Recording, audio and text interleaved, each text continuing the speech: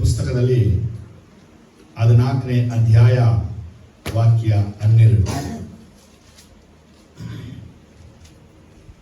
ಏಷಾಯ 14:12.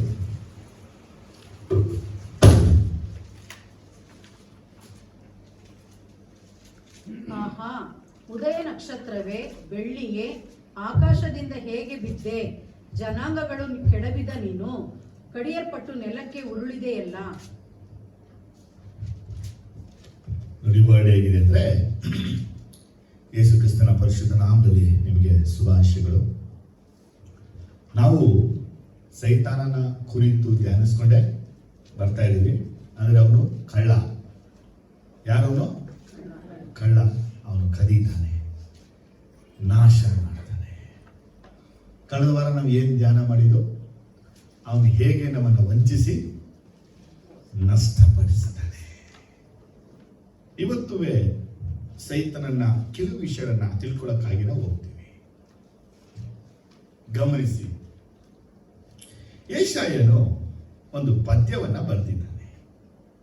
ಈ ಪದ್ಯವನ್ನ ಬರೆಯುವಾಗ ಅವನು ಲೂಸಿಫರ್ ಕುರಿತಾಗಿ ಬರೀತಾನೆ. ಲೂಸಿಫರ್ ಅನ್ನೋದು ಸೈತಾನನ ಇಂದಿನ ಹೆಸರು. ಗ್ಯಾಬ್ರಿಯಲ್, ಮೈಕಲ್, ಲೂಸಿಫರ್ ಅನ್ನುವಂತಹ 3 ಏಂಜಲ್ಗಳ ಹೆಸರುಗಳು ಬೈಬಲಲ್ಲಿ ಬರೆಯಲ್ಪಟ್ಟಿದೆ. ಯಾರ್ಯಾರು? Gabriel, Michael, Lucifer. ಈ 3 ದೇವದೂತರ ಕುರಿತಾಗಿ ದೇವರು ಈ ಬೈಬಲಲ್ಲಿ ಬರೆಸಿದ್ದಾನೆ. ಆದರೆ ಮೈಕಲನ ಕುರಿತು ಕೆಲವು ವಿಷಯಗಳು, ಗ್ಯಾಬ್ರಿಯಲನ ಕುರಿತು ಕೆಲವು ವಿಷಯಗಳು ಮಾತ್ರವಲ್ಲದೆ ಲೂಸಿಫರ್ನ ಕುರಿತು ಕೆಲವು ವಿಷಯಗಳು ಬೈಬಲಲ್ಲಿ ಬರೆಯಲ್ಪಟ್ಟಿದೆ.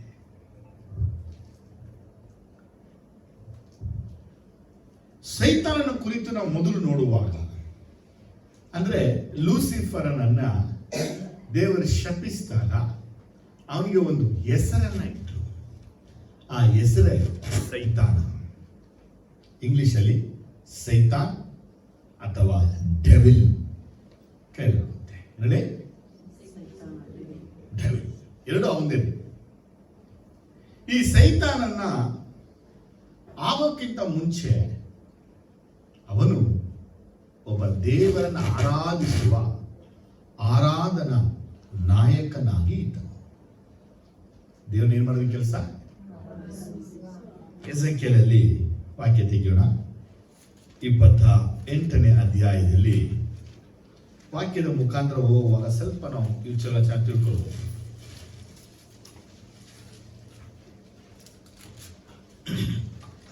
12, 13, 14, 15.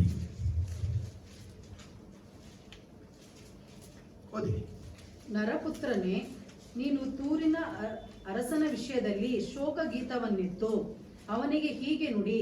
ಕರ್ತನಾದ ಯೆಹೋವನು ಇಂತೆನ್ನುತ್ತಾನೆ, ನೀನು ಸರ್ವ ಸುಲಕ್ಷಣ ಶಿರೋಮಣಿ, ಪೂರ್ಣ ಜ್ಞಾನಿ, ಪರಿಪೂರ್ಣ ಸುಂದರ. ದೇವರ ಉದ್ಯಾನವನವಾದ ಏದೇನಿನಲ್ಲಿ ನೀನಿದ್ದಿ.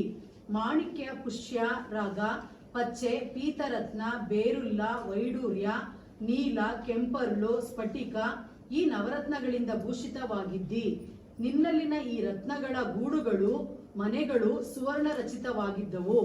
ನಿನ್ನ ಸೃಷ್ಟಿಯ ದಿನದಲ್ಲಿ ಸಿದ್ಧವಾದವು. ನೀನು ರೆಕ್ಕೆ ತೆರೆದು ನೆರಳು ಕೊಡುವ ಕೆರೂಬಿಯಾಗಿದ್ದಿ. ನಾನು ನಿನ್ನನ್ನು ದೇವರ ಪರಿಶುದ್ಧ ಪರ್ವತದಲ್ಲಿ ನೆಲೆಗೊಳಿಸಿದೆನು. ನೀನು ಕೆಂಡದ ಮಳೆಯಲ್ಲಿ ವಿಹಾರ ಮಾಡುತ್ತಾ ಇದ್ದಿ. ನಿನ್ನ ಸೃಷ್ಟಿಯ ದಿನದಿಂದ ನಿನ್ನಲ್ಲಿ ಅಪರಾಧವು ಸಿಕ್ಕುವ ತನಕ ನಿನ್ನ ನಡತೆಯು ನಿರ್ದೋಷವಾಗಿ ಕಾಣುತ್ತಿತ್ತು.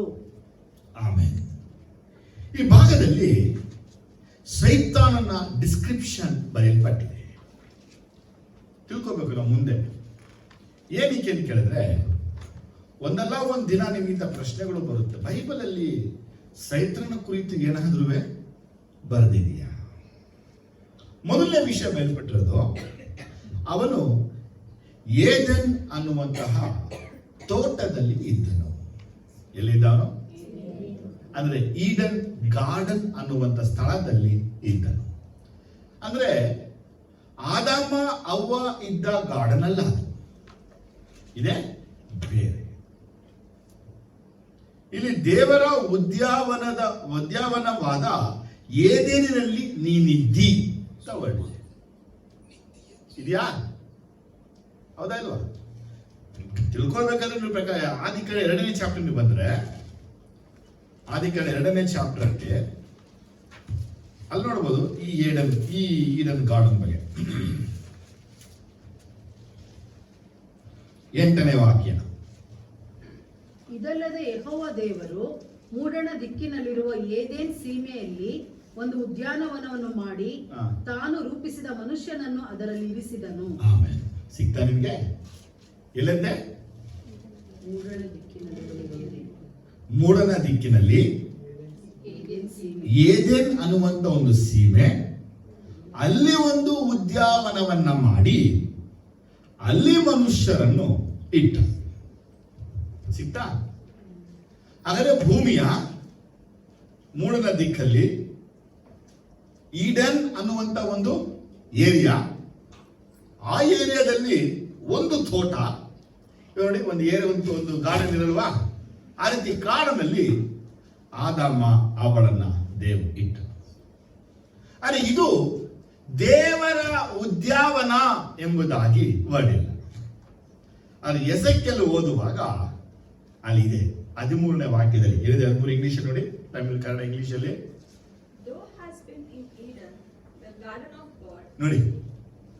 ಗಾರ್ಡನ್ ಆಫ್ ಗಾಡ್ ಏನ್ ವರ್ಡ್ ಫಸ್ಟ್ ಇರೋದು? ಅಂದ್ರೆ ದೇವರ ತೋಟ. ಏನ್ ಹೆಸರೋದು? ಈಡನ್ ಅನ್ನುವಂಥದ್ದು ದೇವರ ತೋಟ. ಹಾಗಾದ್ರೆ ಇಲ್ಲಿರುವಂತ ಸ್ಥಳ ದೇವರ ತೋಟದಲ್ಲಿ ಇದ್ದಾನೆ. ಅರೆ ಇದು ಭೂಮಿಯಲ್ಲಿ ಇತ್ತ, ಬಯಲ್ಪಡಲಿಲ್ಲ. ಭೂಮಿಯ ಮೇಲಿತ್ತ, ಅದು ಬಯಲ್ಪಡಲಿಲ್ಲ. ಅದು ಎಲ್ಲಿತ್ತು ಅನ್ನೋದು ಬೈಬಲಲ್ಲಿ ಎಲ್ಲೂ ಬಯಲ್ಪಟ್ಟಿಲ್ಲ. ಆದರೆ ದೇವರು ಇರುವ ಸ್ಥಳಕ್ಕೂ ಇವನಿರುವಂತ ಸ್ಥಳಕ್ಕೂ ಅಜಗಜಾಂತರ ವ್ಯತ್ಯಾಸವು ಮತ್ತೆ ದೂರವೂ ಆಗಿತ್ತು. ಯಾರಿರೋದು? ಲೂಸಿಫರ್ ಇರುವಂತ ಜಾಗಕ್ಕೂ ದೇವರಿರುವಂತ ಜಾಗಕ್ಕೂ. ಆಮೇಲೆ ಹಲ್ಲೆಲೂಯ. 12ನೇ ವಾಕ್ಯದಲ್ಲಿ ಓದುವಾಗ ಅವನ ಕುರಿತು 3 ವಿಷಯಗಳು ಬಯಲ್ಪಟ್ಟಿದೆ. ಎಷ್ಟು ವಿಷಯ? 3. ನಂಬರ್ 1 ಹೇಳುತ್ತೆ 12ನೇ ವಾಕ್ಯದಲ್ಲಿ, ನೀನು ಸರ್ವ ಸುಲಕ್ಷಣ ಶಿರೋಮಣಿ. ಹಂಗಂದ್ರೆ ಇಂಗ್ಲಿಷ್ ಅಲ್ಲಿ 12. Son of man, take up a lamentation upon the king of Tyrus, and say unto him, Thus saith the Lord God, thou sealest up the sum, full of wisdom and perfect in the beauty. ಇಲ್ಲಿ 3 ವಿಷಯ ಇದೆ. ಒಂದು perfect beauty, ಇನ್ನೊಂದು perfect wisdom, ಇನ್ನೊಂದು perfect ಏನಂದ್ರೆ ಸರ್ವ. ಅದಕ್ಕೇನು ಮತ್ತೆ ಇಂಗ್ಲಿಷ್ ಅಲ್ಲಿ ಬೇರೆ ಇಂಗ್ಲಿಷ್ ನೋಡಿ. ತಮಿಳಲ್ಲಿ ನೀ ವಿಚಿತ್ರಮಾಯಿ செய்யப்பட்ட ಮುದ್ரை ಮೋದಿರಂ. ಏನಂದ್ರೆ ದೇವರಿಂದ ವಿಚಿತ್ರವಾಗಿ ಮಾಡಲ್ಪಟ್ಟಂತ ಮುದ್ರೆ ಉಂಗ್ರ. ಇಂಗ್ಲಿಷ್ ಅಲ್ಲಿ ಇದೆ ತಕ್ಷಣ ವರ್ಡ್ ಸೀಲ್ ಆಫ್ ಪರ್ಫೆಕ್ಷನ್. ಈ ಭಾಗದಲ್ಲಿ 3 ಸಲ ಪರ್ಫೆಕ್ಟ್ ಅನ್ನುವಂತ ಪದ ಬಯಲ್ಪಟ್ಟಿದೆ. ಒಂದು ಸೀಲ್ ಆಫ್ ಪರ್ಫೆಕ್ಷನ್, ಇನ್ನೊಂದು ಪರ್ಫೆಕ್ಟ್ ವಿಸ್ಡಮ್, ಇನ್ನೊಂದು ಪರ್ಫೆಕ್ಟ್ ಬ್ಯೂಟಿ. ಯಾರು?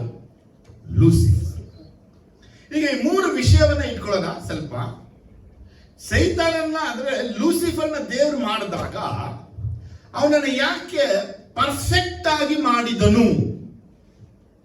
ಹಾಗಾದ್ರೆ ಬೇರೆ ಉಳಿದ ದೇವದೂತರು ಪರ್ಫೆಕ್ಟ್ ಆಗಿಲ್ವಾ? ಇದ್ದಾರೆ. ಆದ್ರೆ ಇವನನ್ನ ದೇವರು ಪರ್ಫೆಕ್ಟ್ ಅನ್ನುವಂತ ವರ್ಡ್ ಅಲ್ಲಿ ಮಾಡಿದ್ದಾನೆ.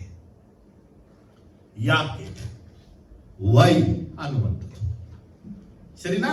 ಅಲ್ಲೆಲ್ಲ ಆಮೇಲೆ ಸರಿ. 13ನೇ ವಾಕ್ಯದಲ್ಲಿ ಬರುವಾಗ ಮತ್ತೆ 9 ರತ್ನಗಳು. ಎಷ್ಟು ರತ್ನಗಳು? ಇಂಗ್ಲಿಷ್ ಅಲ್ಲಿ ಮತ್ತೆ ತಮಿಳಲ್ಲಿ, ಕನ್ನಡದಲ್ಲಿ ನೋಡಿ. ತಮಿಳಲ್ಲಿ ಕೆಲವು ಪದಗಳಿವೆ, ಕನ್ನಡದಲ್ಲಿ ಇಲ್ಲ. ಇಲ್ಲಿ ಓದಿ. ಮಾಣಿಕ್ಯ, ಪುಷ್ಯರಾಗ, ಪಚ್ಚೆ, ಪೀತರತ್ನ, ಬೇರುಲ್ಲ, ವೈಡೂರ್ಯ, ನೀಲ, ಕೆಂಪರಳು, ಸ್ಫಟಿಕ ಈ ನವರತ್ನಗಳಿಂದ ಭೂಷಿತವಾಗಿದ್ದಿ. ಒಂದು ಇಂಗ್ಲಿಷ್ ನೆಕ್ಸ್ಟ್ ವರ್ಡ್ ಅಲ್ಲಿ ಬರುತ್ತೆ ಅಂದ್ರೆ ಫಸ್ಟ್ ವಿಷಯ ಬರ್ತಾ ಇದೆ, ಸೈತಾನನ ದೇವರು 9 ರತ್ನಗಳಿಂದ ಮಾಡಿದ್ದಾರೆ. ಏನ್ ಮಾಡಿದ್ದಾರೆ? 9 ರತ್ನ. ಯಾರು? ಸೈತಾನ. ಸರಿ, ಆಮೇಲೆ ನಿನ್ನಲ್ಲಿನ ಈ ರತ್ನಗಳ ಗೂಡುಗಳು, ಹಾ. ಮನೆಗಳು ಸುವರ್ಣ ರಚಿತವಾಗಿದ್ದವು. ಅಷ್ಟೇ ವರ್ಡ್ ಇರೋದು. ನಿನ್ನಲ್ಲಿನ ಗೂಡುಗಳು, ಮನೆಗಳು ಸುವರ್ಣ ರಚಿತವಾಗಿದ್ದವು ಇದೆ. ತಮಿಳಲ್ಲಿ ಬೇರೆ ತರ ವರ್ಡ್ ಬರುತ್ತೆ, ಇಂಗ್ಲಿಷ್ ಬರುತ್ತೆ ಆ ವರ್ಡ್ ಮಾತ್ರ.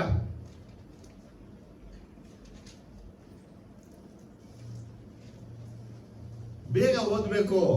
Every precious stone was their covering. The sardius, topaz, and the diamond, the beryl, the onyx, and the jasper, the sapphire, the emerald, and the carbuncle, and gold, the workmanship of thy tabrets and of thy pipes was prepared in the day that thou was created. ತಮಿಳಲ್ಲಿ ನೋಡಿ word ನೋಡಿ, ತಮಿಳಲ್ಲಿ 30. நீ தேவனுடைய தோட்டமாகிய ஏதேனில் இருந்தவன். பத்மராகம், புஷ்பராகம். ಆ 9 ಬಿಟ್ಬಿಡಿ, ರತ್ನ ಬಿಟ್ಬಿಡಿ, next ಓದಿ. நீ சிருஷ்டிக்கப்பட்ட நாளில் உன் மௌவாத்தியங்களும் உன் நாகாசுரங்களும் உன்னிடத்தில் ஆயத்தப்பட்டிருந்தது. ಈ ವರ್ಡ್ ಇಲ್ಲ ಅಲ್ಲಿ. ಏನಂತೆ? ಇಲ್ಲಿ ಏನ್ ಹೇಳ್ತಿದ್ರೆ, ವಾದ್ಯಗಳು, ಸ್ವರಗಳು ನಿನ್ನ ಹತ್ರ ಇದ್ದವು. That is music and tunes. Tunes ಬೇಡ, ಟೋನ್ ಹಾಕ್ರಿ, ಆಡಬೇಕು, ಒಳ್ಳೆ ಟೋನ್ ಹೇಳ್ತೀವಿ ಅಲ್ವಾ? ಹಾಗಾದ್ರೆ ಸೈತಾನನ 9 ರತ್ನಗಳಿಂದ ಮಾಡಲ್ಪಟ್ಟಿದ್ದಾಗ ಅವನೊಳಗೆ ದೇವ್ರಿಟ್ಟಿದ್ ಏನಪ್ಪಾ ಅಂದ್ರೆ ಮ್ಯೂಸಿಷಿಯನ್, ಅಂದ್ರೆ ಮ್ಯೂಸಿಕ್ ಅನ್ನ ಇಟ್ಟಿದ್ದಾನೆ. ಆ ಮ್ಯೂಸಿಕ್ಗೆ ತಕ್ಕ ಹಾಗೆ ರಾಗಗಳನ್ನ ಇಟ್ಟಿದ್ದಾನೆ. ನಾಗ ಸ್ವರಗಳಿಂದ ಬಯಲ್ಪಡಿದಲ್ಲಿ. ಏನ್ ಸ್ವರ ಪಡಿದೆ? ಅಂದ್ರೆ ಪರ್ಫೆಕ್ಟ್ ಸ್ವರ. ಯಾಕಪ್ಪ ಇದು? ಆದ್ರೆ ಈ ಒಂದು ವಾಕ್ಯ ಹೇಳುತ್ತಂದ್ರೆ, ಲೂಸಿಫರ್ ಅನ್ನುವಂಥವನು ದೇವರ ಉದ್ಯಾನದಲ್ಲಿದ್ದಾನೆ. ಇಲ್ಲಿಂದ ಅವನು ದೇವರನ್ನ ಆರಾಧಿಸಬೇಕು. ಅವನ ಆರಾಧನೆ ಮಾಡಕ್ಕಾಗಿ ದೇವರು ಅವನನ್ನ ಮೊದಲು ಸಂಪೂರ್ಣನಾಗಿ ಮಾಡಿದ್ದಾನೆ. ಎರಡನೇದಾಗಿ ದೇವರನ್ನ ಆರಾಧನೆ ಮಾಡುವಂತ ಇವನಿಗೆ ದೇವರು ವಸ್ತ್ರವನ್ನ ಕೊಟ್ಟಿದ್ದಾನೆ. ದೇವರು ಇವನಿಗೆ ಕೊಟ್ಟ ವಸ್ತ್ರವೇ 9 ರತ್ನಗಳು. ಆಮೇನ್, ಹಲ್ಲೆಲೂಯಾ. ಮೊದಲನೇ ವಿಷಯ ನೋಡ್ತೀವಿ. ದೇವರು ಹೇಳ್ತಾನೆ ಮೋಶೆಗೆ, ಆರೋನ್ ಮಹಾಯಾಜಕನಾಗಿದ್ದಾನೆ, ಅವನು ನನ್ನ ಆಲಯದಲ್ಲಿ ಸೇವೆಯನ್ನ ಮಾಡಬೇಕು. ಹೌದಾ ಇಲ್ವಾ?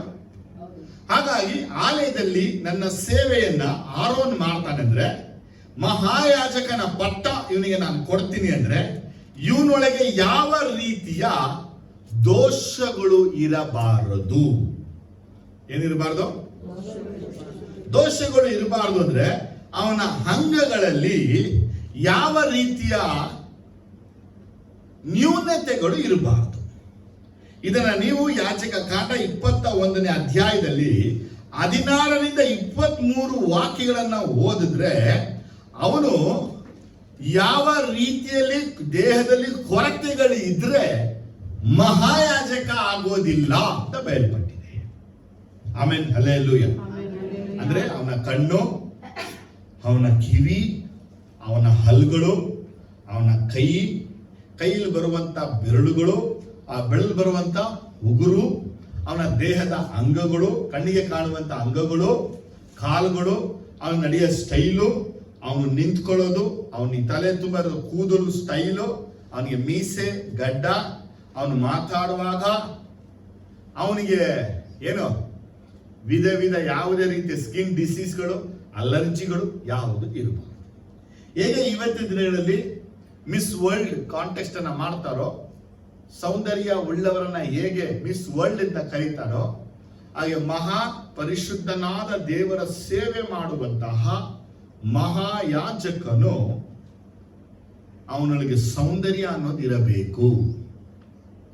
ಆ ಸೌಂದರ್ಯ ಅನ್ನೋದು ಡಿಫಾಲ್ಟ್ ಅವನೊಳಗೆ ಇರಬಾರದು. ಅವನ ವಾಯ್ಸ್ ಆಗಿರ್ಬೋದು, ಅವನ ಮಾತು ಆಗಿರ್ಬೋದು, ಅವನ ನಡೆಯೋ ಸ್ಟೈಲ್ ಆಗಿರ್ಬೋದು, ಅವನ ಬಾಡಿ ಶೇಪ್ ಆಗಿರ್ಬೋದು, ಎಲ್ಲವೂ ಪರ್ಫೆಕ್ಟ್ ಆಗಿ ಇರಬೇಕು. ಇಂಥವರಿಗೇನೆ ಮಹಾಯಾಜಕ ಅನ್ನುವಂಥ ಪಟ್ಟವನ್ನ ಕೊಡ್ತಾ ಇದ್ದಿದ್ದು. ಆರೋನನ ವಂಶದ ಹುಟ್ಟುಬಿಟ್ಟ ಅನ್ನಕ್ಕಾಗಿ ಅವನು ಮಹಾಯಾಜಕ ಆಗಲ್ಲ. ಆ ವಂಶದ ಹುಟ್ಟಿರುವಂತವರಲ್ಲಿ ಅವನನ್ನ ಟೆಸ್ಟ್ ಮಾಡ್ತಾರೆ. ಅವನ ಎಲ್ಲಾ ಅಂಗಗಳು ಸಮವಾಗಿ ಸರಿಯಾಗಿ ಇರಬೇಕು. ಅವನ ದೇಹದ ಕಣ್ಣಿಗೆ ಕಾಣದ ಅಂಗಗಳಲ್ಲಿ ದೋಷ ಇದ್ರೂ ಅವನನ್ನ ದೋಷಿಯಾಗಿ ಎಣಿಸ್ತಾ ಇದ್ದರು. ಆದರೆ ಪರಿಶುದ್ಧ ದೇವರ ದೇವದರ್ಶನ ಗುಡಾರದಲ್ಲಿ ಸೇವೆ ಮಾಡಬೇಕಾದಂತ ಒಬ್ಬ ಮನುಷ್ಯನಲ್ಲಿ ದೇವರು ಅಂಗಗಳಲ್ಲಿ ಪರಿಪೂರ್ಣತೆಯನ್ನು ಹೇಗೆ ಹುಡುಕಿ ಆರಾಧಿಸಕ್ಕೆ ನೇಮಿಸ್ತಾನೋ ಹಾಗೆಯೇ ಪರಿಶುದ್ಧನಾದ ದೇವರಿಗೆ ಈಡನ್ ಗಾರ್ಡನ್ ಅಲ್ಲಿರುವಂತ ಈ ಲೂಸಿಫರ್ಗೆ ದೇವರು ಏನ್ ಕೊಟ್ರು? ಸರ್ವಾಂಗ ಬ್ಯೂಟಿಯನ್ನ ಕೊಟ್ಟನು. ಆಮೇಲೆ ಹಲ್ಲೆಲೂಯ. ಅರ್ಥ ಆಯ್ತಮ್ಮ? ಏನ್ ಕೊಡ್ತಾರೆ? ಫಸ್ಟ್ ಅಂದವನ್ನ ಯಾರಿಗೆ ಕೊಟ್ಟಿದ್ದು? ಈಸಾಕನ್ಗ. ಲೂಸಿಫರ್ಗೆ ದೇವರು ಅಂದವನ್ನ ಕೊಟ್ಟರು. ಯಾಕೆ ಅಂದವನ್ನ ಕೊಟ್ಟರು?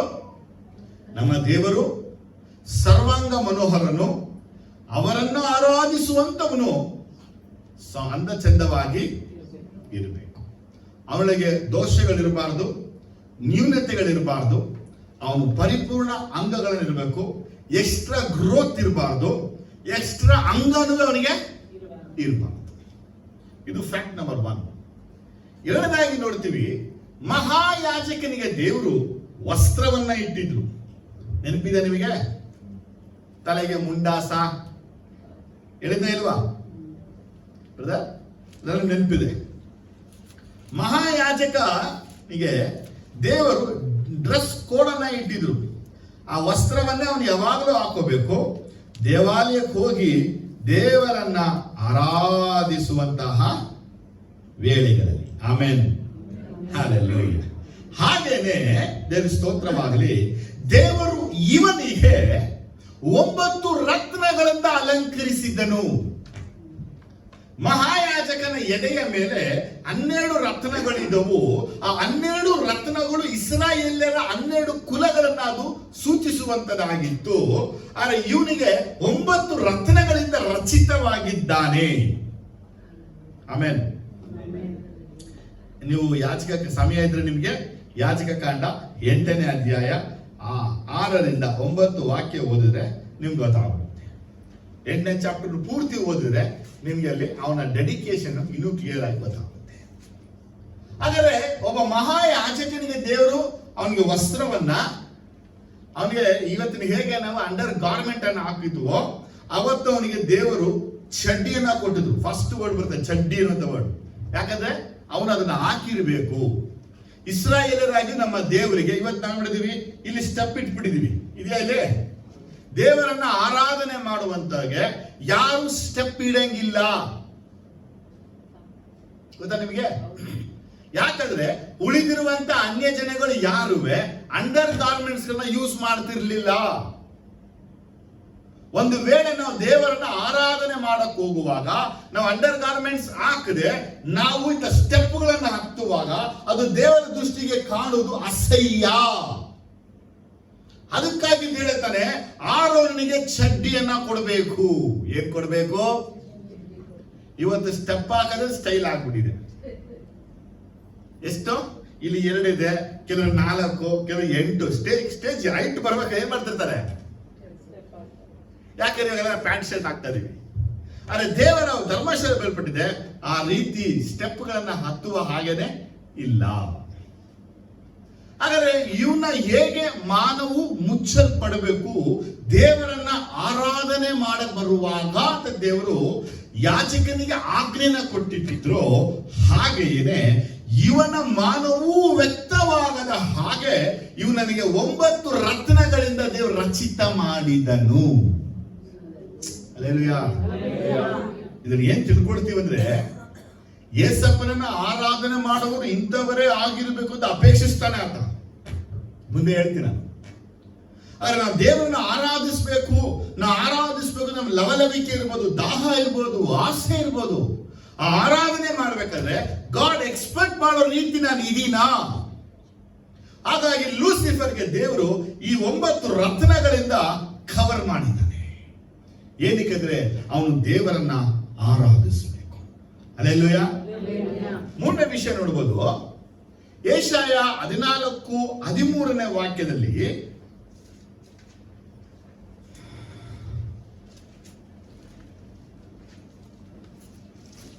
ಯೆಶಾಯ 14:13 ನೀನು ನಿನ್ನ ಮನಸ್ಸಿನಲ್ಲಿ ನಾನು ಆಕಾಶಕ್ಕೆ ಹತ್ತಿ ಉತ್ತರ ದಿಕ್ಕಿನ ಕಟ್ಟ ಕಡೆ ಇರುವ, ಅಷ್ಟೇ.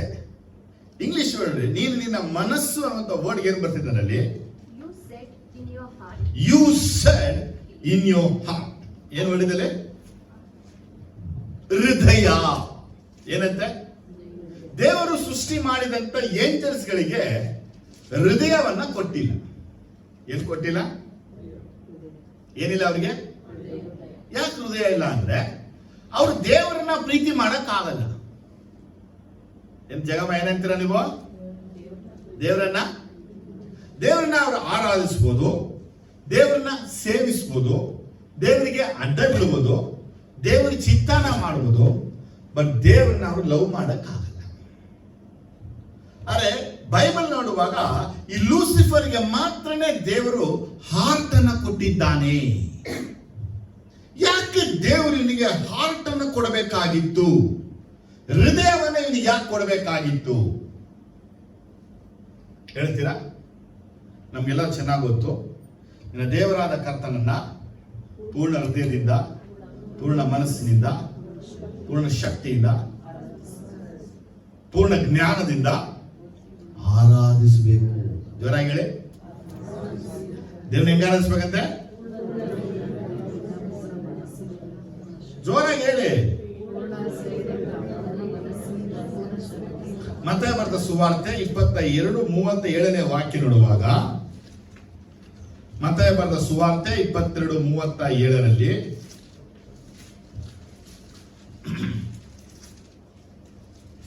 ನಿನ್ನ ದೇವರಾಗಿರುವ ಕರ್ತನನ್ನು ನಿನ್ನ ಪೂರ್ಣ ಹೃದಯದಿಂದಲೂ, ನಿನ್ನ ಪೂರ್ಣ ಪ್ರಾಣದಿಂದಲೂ, ನಿನ್ನ ಪೂರ್ಣ ಬುದ್ಧಿಯಿಂದಲೂ ಪ್ರೀತಿಸಬೇಕು ಎಂಬ ಆಜ್ಞೆಯೇ ಮುಖ್ಯವಾದದ್ದು ಮತ್ತು ಮೊದಲನೆಯದು.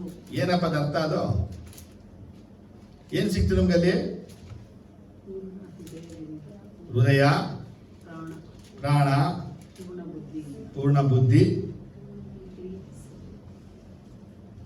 ಧರ್ಮೋಪದೇಶಕಾಂಡ 6ನೇ ಅಧ್ಯಾಯ 5ನೇ ವಾಕ್ಯ ನೋಡುವಾಗ, ಧರ್ಮ 6:5 ನೀವು ನಿಮ್ಮ ದೇವರಾದ ಯೆಹೋವನನ್ನು ಪೂರ್ಣ ಹೃದಯದಿಂದಲೂ, ಪೂರ್ಣ ಪ್ರಾಣದಿಂದಲೂ, ಪೂರ್ಣ ಶಕ್ತಿಯಿಂದಲೂ ಪ್ರೀತಿಸಬೇಕು. ಮತ್ತೆ ಸುವಾರ್ತೆ ಏನ್ ಬಂದಿದೆ? 22:37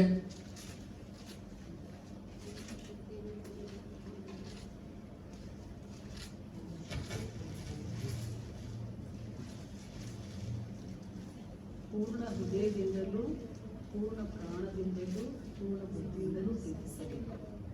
ಸಿಕ್ತಾ? ಅದರಿಂದ ವ್ಯತ್ಯಾಸ ಆಗಿರೋದು. ಆ ಎರಡನ್ನ ಕನ್ಕ್ಲೂಷನ್ ಮಾಡಿ ಏನ್ ಹೇಳ್ತೀವಿ ಅಂದ್ರೆ, ದೇವರನ್ನ ಪೂರ್ಣ ಹೃದಯದಿಂದ, ಪೂರ್ಣ ಪ್ರಾಣದಿಂದ, ಪೂರ್ಣ ಬುದ್ಧಿಯಿಂದ, ಪೂರ್ಣ ಶಕ್ತಿಯಿಂದ ಪ್ರೀತಿಸಬೇಕು.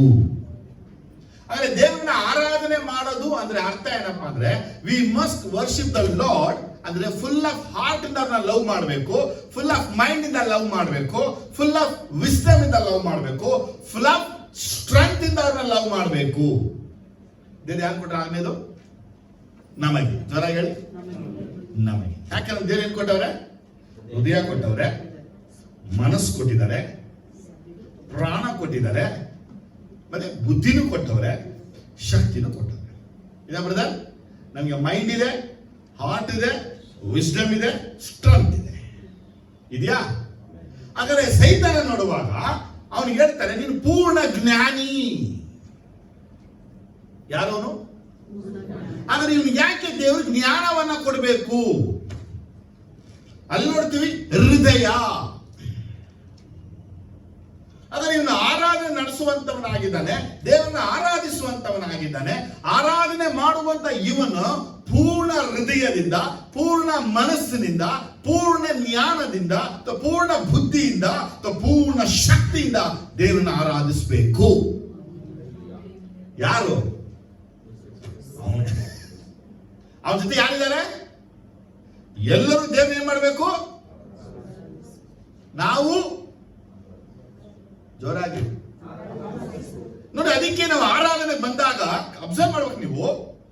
ನಾವು ದೇವರನ್ನ ಆರಾಧಿಸ್ತೀವಿ ಅಂತ ಹೇಳ್ತಿರ್ತೀವಿ, ನಮ್ಮ ಪೂರ್ಣ ಹೃದಯ ಎಲ್ಲಿದೆ? ನಮ್ಮ ಪೂರ್ಣ ಮನಸ್ಸು ಎಲ್ಲಿದೆ? ನಮ್ಮ ಪೂರ್ಣ ಬುದ್ಧಿ ಎಲ್ಲಿದೆ? ನಮ್ಮ ಪೂರ್ಣ ಬಲ ಎಲ್ಲಿದೆ? ಯೋಚಿಸಿ. ಎಷ್ಟೋ ಜನ ಬರ್ತೀವಿ, ಆರಾಧನೆ ಕೂತ್ಕೋತೀವಿ, ಕೆಲವರು ನಿಂತ್ಕೋತೀವಿ, ಕೆಲವರು ಮಲ್ಕೋತೀವಿ, ಇನ್ನು ಕೆಲವರು ಆ ಕಡೆ ಈ ಕಡೆ ಆ ಕಡೆ ಟೆನಿಸ್ ಕೋರ್ಟ್ ಇದ್ದ ಹಾಗೆ ಕತ್ತನ ಆಡಿಸ್ತಾನೆ ಇರ್ತಾರೆ. ಇನ್ನು ಕೆಲವರು ಹಿಂದೆ ಹೋಗು ಮುಂದೆ ಬಾ, ಹಿಂದೆ ಹೋಗು ಮುಂದೆ ಬಾ ಅಂತ ಕೆಲವರಿಗೆ. ಇನ್ನು ಕೆಲವರು ಯಾರು ಬಂದ್ರು ಯಾರು ಬರಲಿಲ್ಲ ಅದೊಂದು ಕೆಲವರಿಗೆ.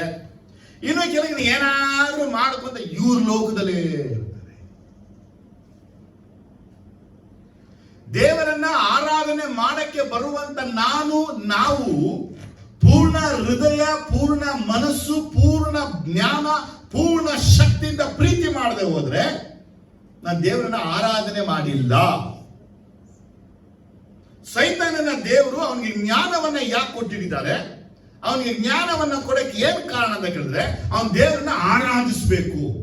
ಸೈತಾನಿಗೆ ಯಾಕೆ ದೇವರು ಹೃದಯವನ್ನ ಕೊಟ್ಟಿದ್ದಾರೆ ಅಂದ್ರೆ ಅವನ ಹೃದಯ ಪೂರ್ಣವಾಗಿ ಆರಾಧಿಸಬೇಕು. ದೇವರು ಅವನಿಗೆ ಮನಸ್ಸು ಯಾಕೆ ಕೊಟ್ಟರಂದ್ರೆ ಪೂರ್ಣ ಮನಸ್ಸಿಂದ ಆರಾಧಿಸಬೇಕು. ಅವನಿಗೆ ಶಕ್ತಿ ಯಾಕೆ ಕೊಟ್ಟರಂದ್ರೆ ಪೂರ್ಣ ಶಕ್ತಿಯಿಂದ ದೇವರನ್ನ ಆರಾಧಿಸಬೇಕು. ಆಮೇಲೆ ಹಲ್ಲೆಲೂಯಾ. ಹಾಗಾದ್ರೆ ತನ್ನನ್ನು ಆರಾಧಿಸುವಂತವರು ಯಾರನ್ನ? ಜೋರಾಗಿ ಹೇಳಿ.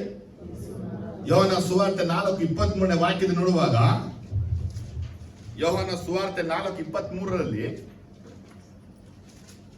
ಸತ್ಯಭಾವದಿಂದ ದೇವಾರಾಧನೆ ಮಾಡುವವರು ಆತ್ಮೀಯ ರೀತಿಯಲ್ಲಿ ಸತ್ಯಕ್ಕೆ ತಕ್ಕ ಹಾಗೆ ತಂದೆಯನ್ನು ಆರಾಧಿಸುವ ಕಾಲ ಬರುತ್ತದೆ, ಅದು ಈಗಲೇ ಬಂದಿದೆ.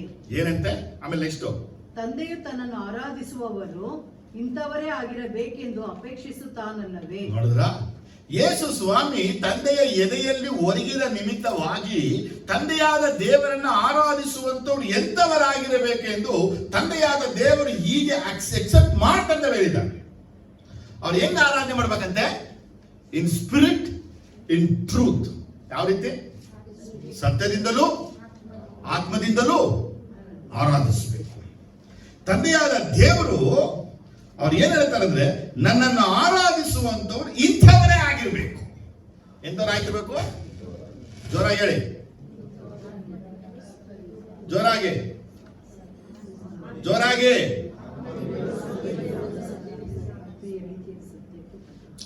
ಸಿಂಪಲ್ ಆಗಿ ಆತ್ಮದಿಂದಲೂ ದೇವರನ್ನ ಆರಾಧನೆಗೆ ಬಂದಿದ್ದೀವಲ್ಲ, ಆರಾಧನೆ ಮಾಡುವಲ್ಲ, ಆರಾಧನೆ ಮಾಡುವಾಗ ನಮ್ಮ ಹೃದಯವನ್ನ ಪರೀಕ್ಷೆ ಮಾಡುದುವಾ? ನನ್ನ ಹೃದಯದಲ್ಲಿ ಸತ್ಯ ಇದೆಯಾ? ನನ್ನ ಹೃದಯದಲ್ಲಿ ಸುಳ್ಳು ಇದೆಯಾ? ನನ್ನನ್ನು ಸುಳ್ಳು ಆಳ್ವಿಕೆ ಮಾಡ್ತಾ ಇದೆಯಾ? ನನ್ನಲ್ಲಿ ಸತ್ಯ ಆಳ್ವಿಕೆ ಮಾಡ್ತಾ ಇದೆಯಾ? ಕೋಪ ಎಲ್ಲರಿಗೂ ಬರುತ್ತೆ, ರೋಷ ಎಲ್ಲರಿಗೂ ಬರುತ್ತೆ. ಸೈಡ್ಗೆ ಹಾಕಿ ಅಂತ ದೇವರನ್ನ ಆರಾಧನೆ ಮಾಡಕ್ ಬಂದಿದ್ದೀರಾ? ಸತ್ಯ ನಿಮ್ಮೊಳಗಿದೆಯಾ? ಅಷ್ಟೇ ಪ್ರಶ್ನೆ. ನಿಮ್ಮೊಳಗೆ ಸತ್ಯ ಇಲ್ಲ ಅಂದ್ರೆ ನಿಮ್ಮ ಆರಾಧನೆ ದೇವರು ಎಕ್ಸೆಪ್ಟ್ ಮಾಡೋದಿಲ್ಲ, ಒಪ್ಕೊಳ್ಳಲ್ಲ ನಿಮ್ಮ ಆರಾಧನೆ. ಸೈತಾನನ್ನು ದೇವರನ್ನ ಆರಾಧಿಸಬೇಕಾಗಿದ್ದನ್ನಕ್ಕಾಗಿ ಅವನಿಗೆ ಎಲ್ಲಾ ರೀತಿ ಅಲಂಕರಿಸಿ ಅವನನ್ನ ದೇವರು ಇಟ್ಟಿದ್ದಾನೆ. ಆದರೆ ಅವನನ್ನೇ ದೇವರು ಇಷ್ಟು ಪರಿಪೂರ್ಣತೆನ ತಂದು ಇಟ್ಟು ಅವನಿಂದ ಆರಾಧನೆ ಹೊಂದುವಂತ ದೇವರು ನಮ್ಮನ್ನ ಸೃಷ್ಟಿ ಮಾಡಿದ್ರೆ ನಮ್ಮಲ್ಲೂ ಆತ ಎದುರು ನೋಡ್ತಾ ಇದ್ದಾನೆ. ನೀನು ಸತ್ಯವಾಗಿ ನನ್ನ ಆರಾಧಿಸು.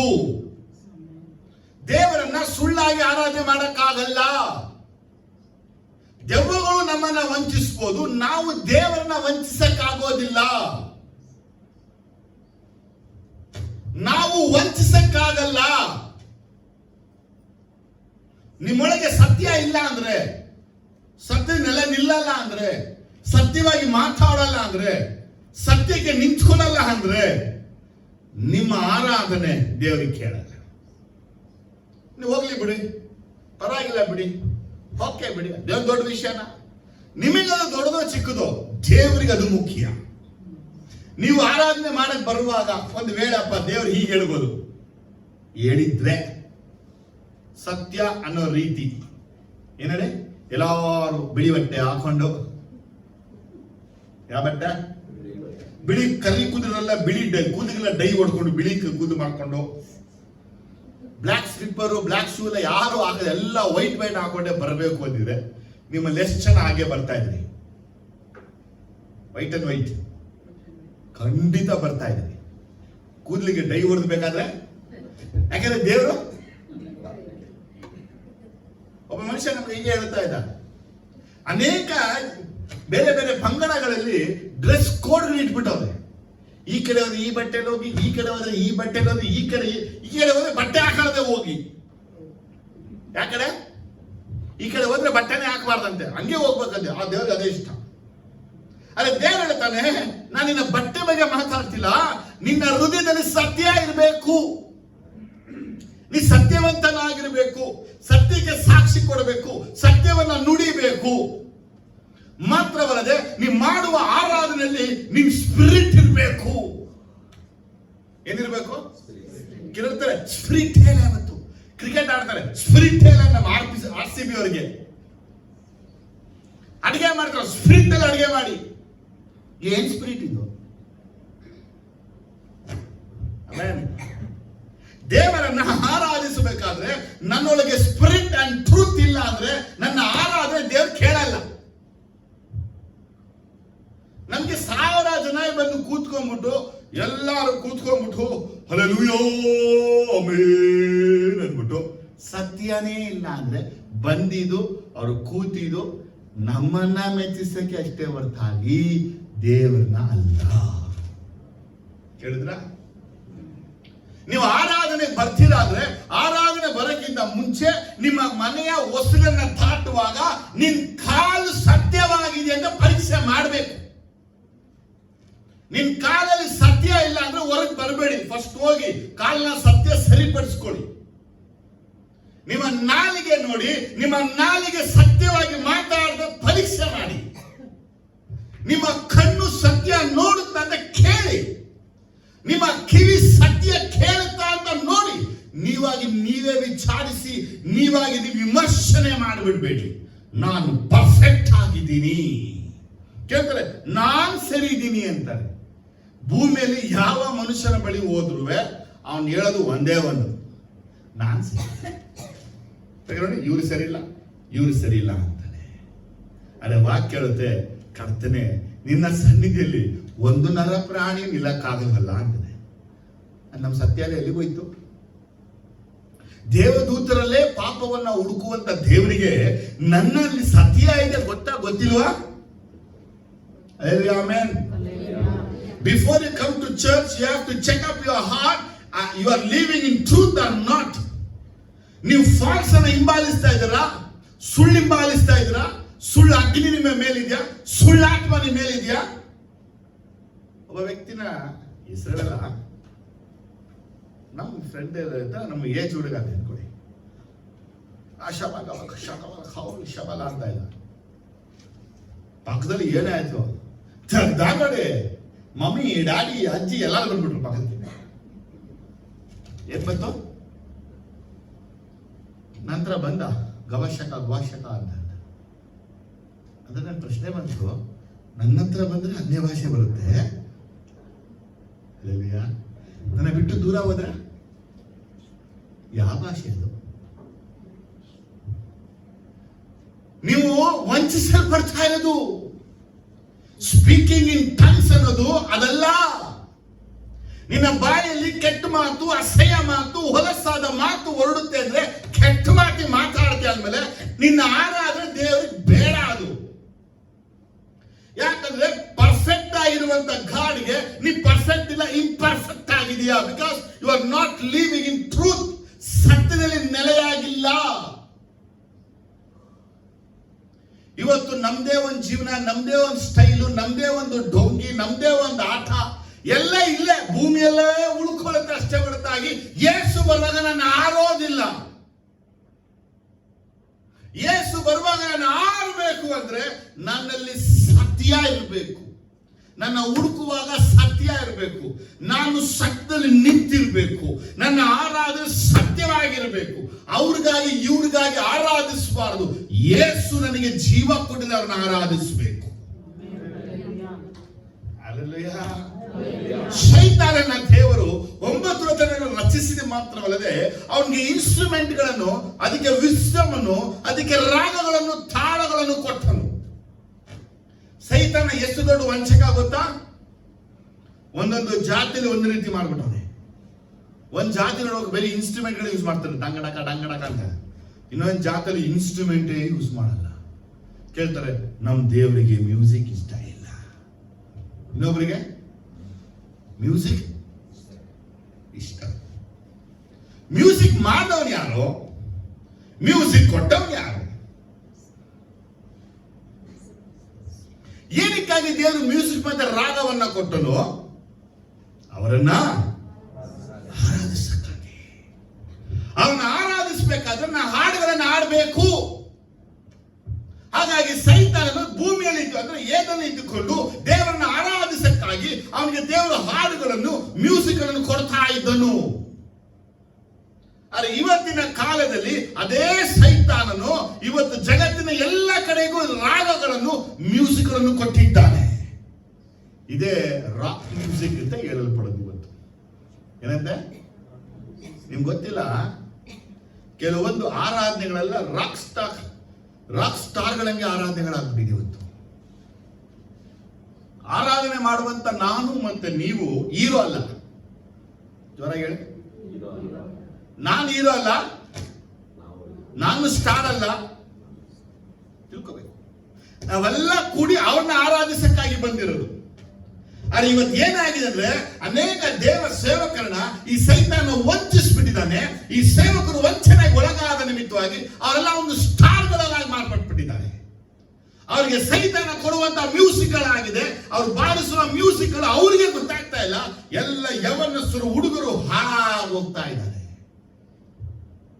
ಗಮನಿಸ್ಬೇಕು ಚೆನ್ನಾಗಿ ನೀವು.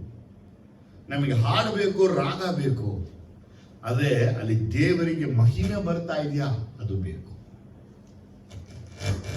ಇವನಿಗೆ ದೇವರು ಇಷ್ಟೆಲ್ಲ ಕೊಟ್ಟಿದ್ದಾನೆ.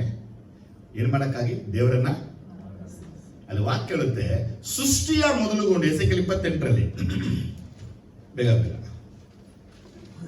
ಸ್ವಲ್ಪ ವಿಷಯನ ಹೇಳುತ್ತೇನೆ. ನೀನು ರೆಕ್ಕೆ ನಿನ್ನ ಸೃಷ್ಟಿಯ ದಿನದಲ್ಲಿ ಸಿದ್ಧವಾಗಿದ್ದವು. ನೀನು ರೆಕ್ಕೆ ತೆರೆದು ನೆರಳು ಕೊಡುವ ಕೆರುಬಿಯಾಗಿದ್ದಿ. ಏನಂತೆ? ಸೈತಾನ ಯಾರು? ಬೈಬಲ್ ಅಲ್ಲಿ ಕೆರುಬರೇ ಬೇರೆ ಆಗಿದ್ರೆ ಇವನೊಬ್ಬ ಕೆರೂಬ್.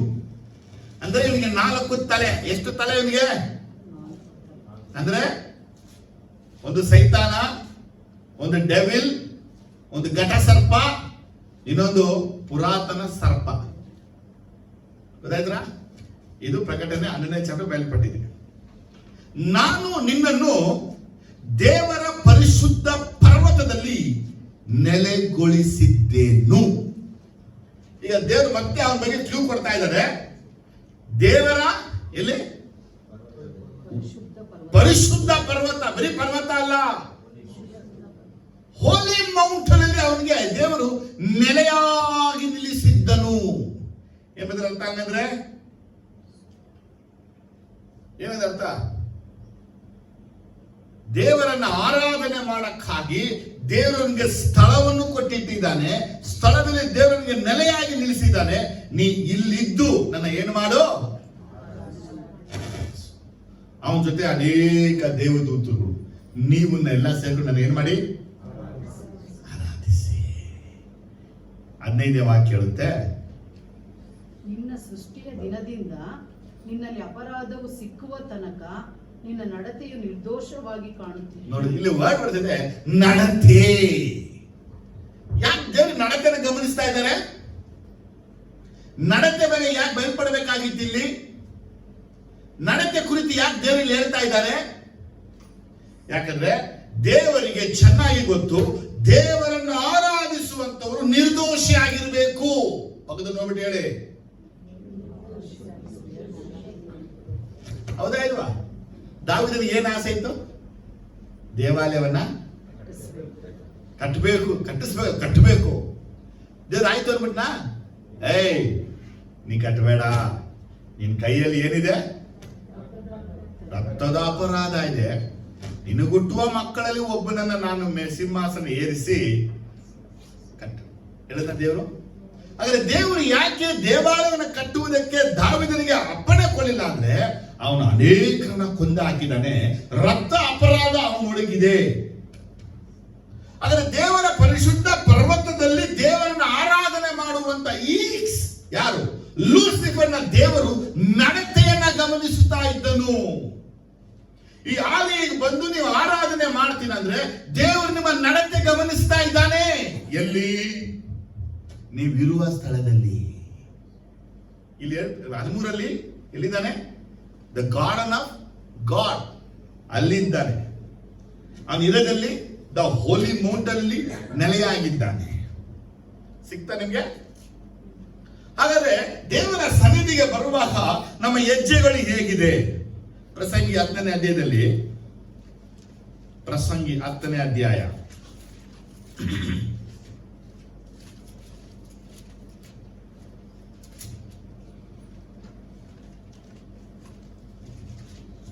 ಒಂದು ನಿಮಿಷ.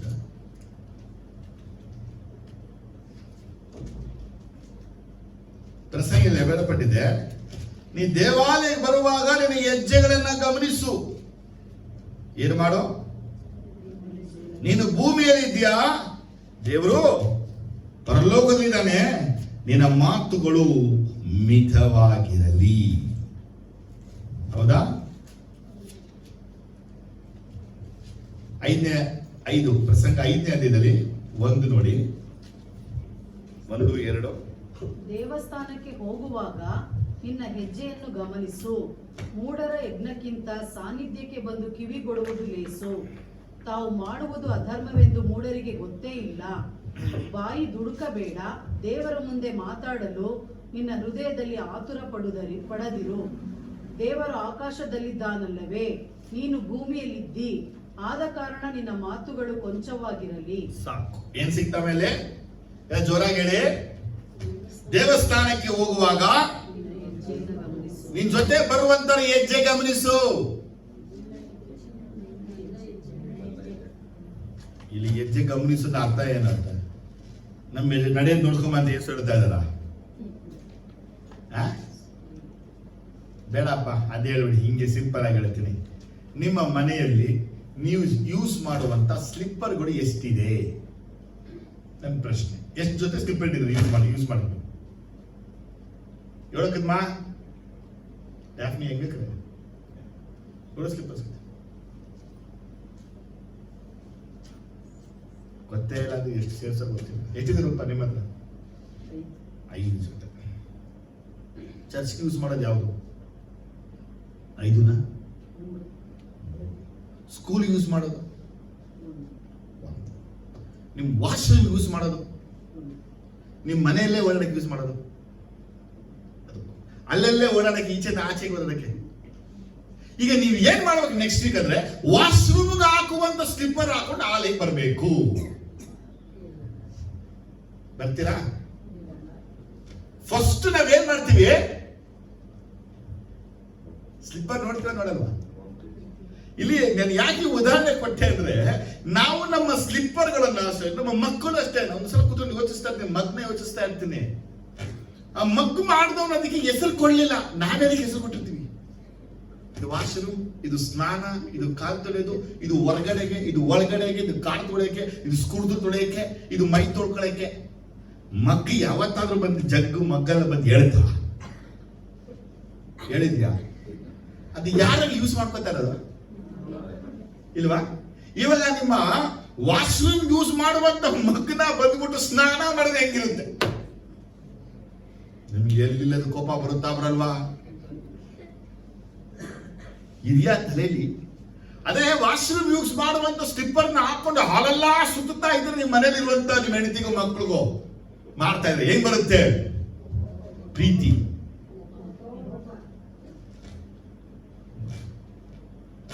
ಅಂಬಿಕಾ ಮನೆ ಹೇಳ್ತಾರೆ ಕೋಪ ಬರುತ್ತೆ ಅಂತ ಅಲ್ವಾ?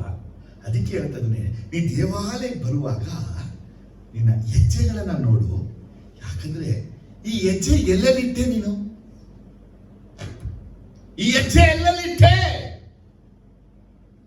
ಎಲ್ಲಾ ಕಡೆ ಹೋಗುವ ಹಾಗೆ ದೇವಾಲಯಕ್ಕೆ ಬಂದ್ಬಿಟ್ಟ.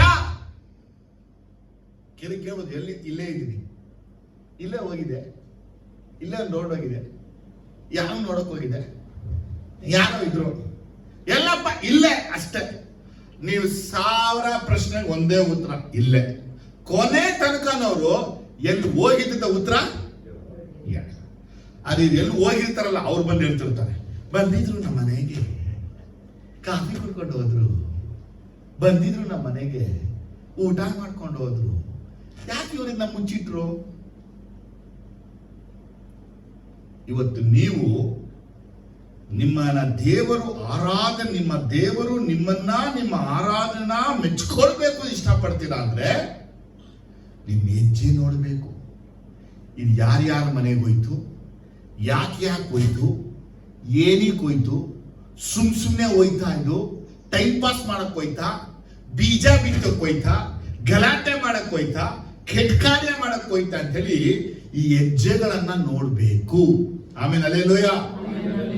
ಈ ಹೆಜ್ಜೆಗಳನ್ನ ನೀವು ಗಮನಿಸದೆ ದೇವಾಲಯಕ್ಕೆ ಬಂದ್ರೆ ಹೇಗೆ ಲೂಸಿಫರ್ನ ನಡತೆನ ದೇವರು ಗಮನಿಸಿ ಅವನ ಆರಾಧನೆ ಸ್ಟಾಪ್ ಮಾಡ್ಬಿಟ್ನೋ, ಒಂದಿನ ನಿಮ್ಮ ಆರಾಧನೆ ದೇವ್ರು ಸ್ಟಾಪ್ ಮಾಡ್ಬಿಡ್ತಾನೆ. ನೀ ಆರಾಧನೆ ಮಾಡೋ ಅವಶ್ಯಕತೆನೆ ಏನಕ್ಕೆ? ನಿನ್ನ ಹೆಜ್ಜೆನೆ ಗುರುತಿಸ್ತಾವಲ್ಲಪ್ಪ. ನೆಕ್ಸ್ಟ್ ಹೇಳುತ್ತೆ, ಮೂಢರ ಯಜ್ಞಗಿಂತ ಸಾನ್ನಿಧ್ಯಕ್ಕೆ ಬಂದು ಕಿವಿಗೊಡುವುದು ಲೇಸು. ಹೇಳಿ. ಅಂದ್ರೆ ಜನರಿಗೆ ಕಾಣಿಕೆ ಕೊಡೋದು, ದಶಮ ಮಾಡೋದು ಬಹಳ ಖುಷಿ, ತಂಡ ಹಾಕ್ಬಿಡ್ತಾನೆ. ಆದ್ರೆ ದೇವರ ಮಾತಿಗೆ ಕಿವಿಗೊಡ್ತಾರ? ನೀವು ಯೋಚಿಸಿ. ಈಗ ನೀವು ದೇವರನ್ನ ಆರಾಧನೆ ಮಾಡಕ್ ಬಂದಿದ್ದು ಕರೆಕ್ಟು. ಆರಾಧನೆ ಮಾಡುವಂತ ನೀವು ದೇವರ ಮಾತಿಗೆ ಎಷ್ಟು ಕೇಳ್ತಾ ಇದ್ದೀರಾ? ಪಕ್ಕದಲ್ಲಿ ಕೇಳಿ. ದೇವರ ಮಾತು ಎಷ್ಟು ಕೇಳ್ತೀರಾ? ಯೇಸಪ್ಪನ ಮಾತು ಎಷ್ಟು ಕೇಳ್ತೀರಾ? ಎಷ್ಟು ಕೇಳ್ತೀರಾ? ನೀ ದೇವ್ರ ಮಾತು ಕೇಳೋದಿಲ್ಲ ಅಂದ್ಮೇಲೆ ನಿನ್ನ ಯಜ್ಞ ದೇವ್ರಿಗೆ ಬೇಡ. ಅಂದ್ರೆ ದೇವರಿಗೆ ನೀನು ಆರಾಧಿಸುವಂತ ಆರಾಧನೆ ಅವಶ್ಯಕತೆ ಇಲ್ಲ. ಯಾಕೆ ದೇವರಿಗೆ ಆರಾಧನೆ ಅವಶ್ಯಕತೆ ಇಲ್ಲ ಅಂತ ಕೇಳಿದ್ರೆ ಹೇಳ್ತಾನೆ, ನೀ ಆರಾಧನೆ ಮಾಡಕ್ ಮುಂಚೆ ನನ್ನ ಮಾತನ್ನ ಕೇಳ್ತೀಯಾ ಫಸ್ಟ್ ನೋಡು. ನೀ ಕೇಳಕ್ ಸಿದ್ಧವಾಗಿದ್ರೆ ನನ್ನ ಬಂದು ಆರಾಧಿಸು. ಅಂದ್ರೆ ಮೂಢರುಗಳು ಯಾರು ಇವರು? ಇವ್ರಿಗೆ ಯಜ್ಞ ಅರ್ಪಿಸಕ್ಕೆ ಇಷ್ಟ, ದೇವ್ರ ಮಾತು ಕೇಳಕ್ಕೆ. ಪಕ್ಕದಲ್ಲಿ ನೋಡಿ ಹೇಳಿ, ದೇವ್ರ ಮಾತು ಕೇಳಕ್ಕೆ ಇಷ್ಟ ಇದೆಯಾ ಇಲ್ವಾ? ಜೋರ ಕೇಳಿ,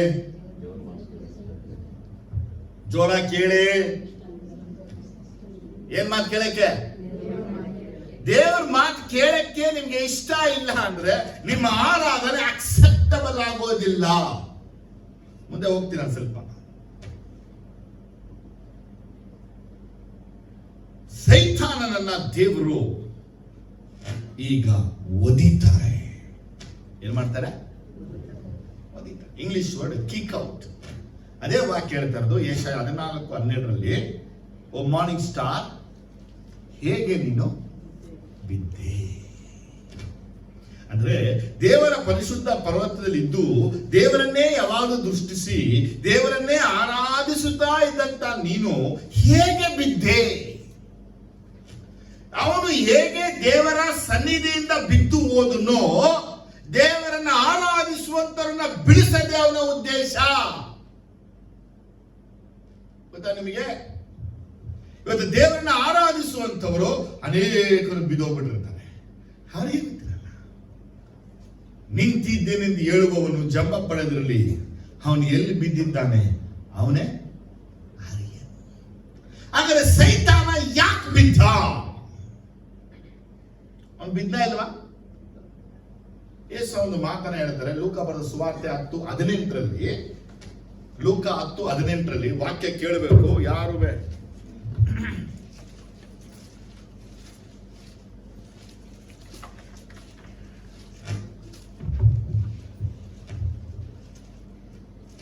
ಆತನು ಅವರಿಗೆ, ಹಾ. ಸೈತಾನನು ಸಿಡಿಲಿನಂತೆ ಆಕಾಶದಿಂದ ಬೀಳುವುದನ್ನು ಕಂಡೆನು. ಆಮೇಲೆ ಏನ್ ಹೇಳ್ತಾರೆ?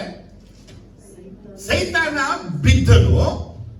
ಹೆಂಗ್ ಬಿದ್ದ ಅಂದ್ರೆ ಸಿಡಿಲಿನಂತೆ ಬಿದ್ದಂತೆ. ಅದ ಅರ್ಥ ಏನು? ಫ್ಲಾಶ್ ಆಫ್ ಸೆಕೆಂಡ್ ಅಲ್ಲಿ ಬಿದ್ದ. ಈಗ ಮತ್ತೆ ಹೇಳ್ತೀನಿ ಕೇಳ್ಕೊಳ್ಳಿ. ಸೈತಾನ ಎಲ್ಲಿದ್ದ?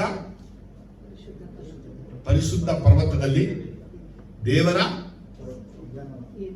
ಏಡನ ದೇವರ ತೋಟದಲ್ಲಿ. ಅಲ್ಲಿಂದ ಬಿದ್ದ. ಅವನು ಹೆಂಗ್ ಬಿದ್ದ ಅಂದ್ರೆ ಮಿಂಚಿನಂತೆ ಬಿದ್ದ. ಹೆಂಗ್ ಬಿದ್ದ? ಇವತ್ತು ಆಕಾಶ ಮಿಂಚು ಬೀಳುತ್ತಾ ಬೀಳಲ್ವಾ? ಎಷ್ಟೊತ್ತು ಬೇಕು ಮಿಂಚು ಬರಕ್ಕೆ? 1 ಅವರ್ ಬೇಕು ಬ್ರದರ್.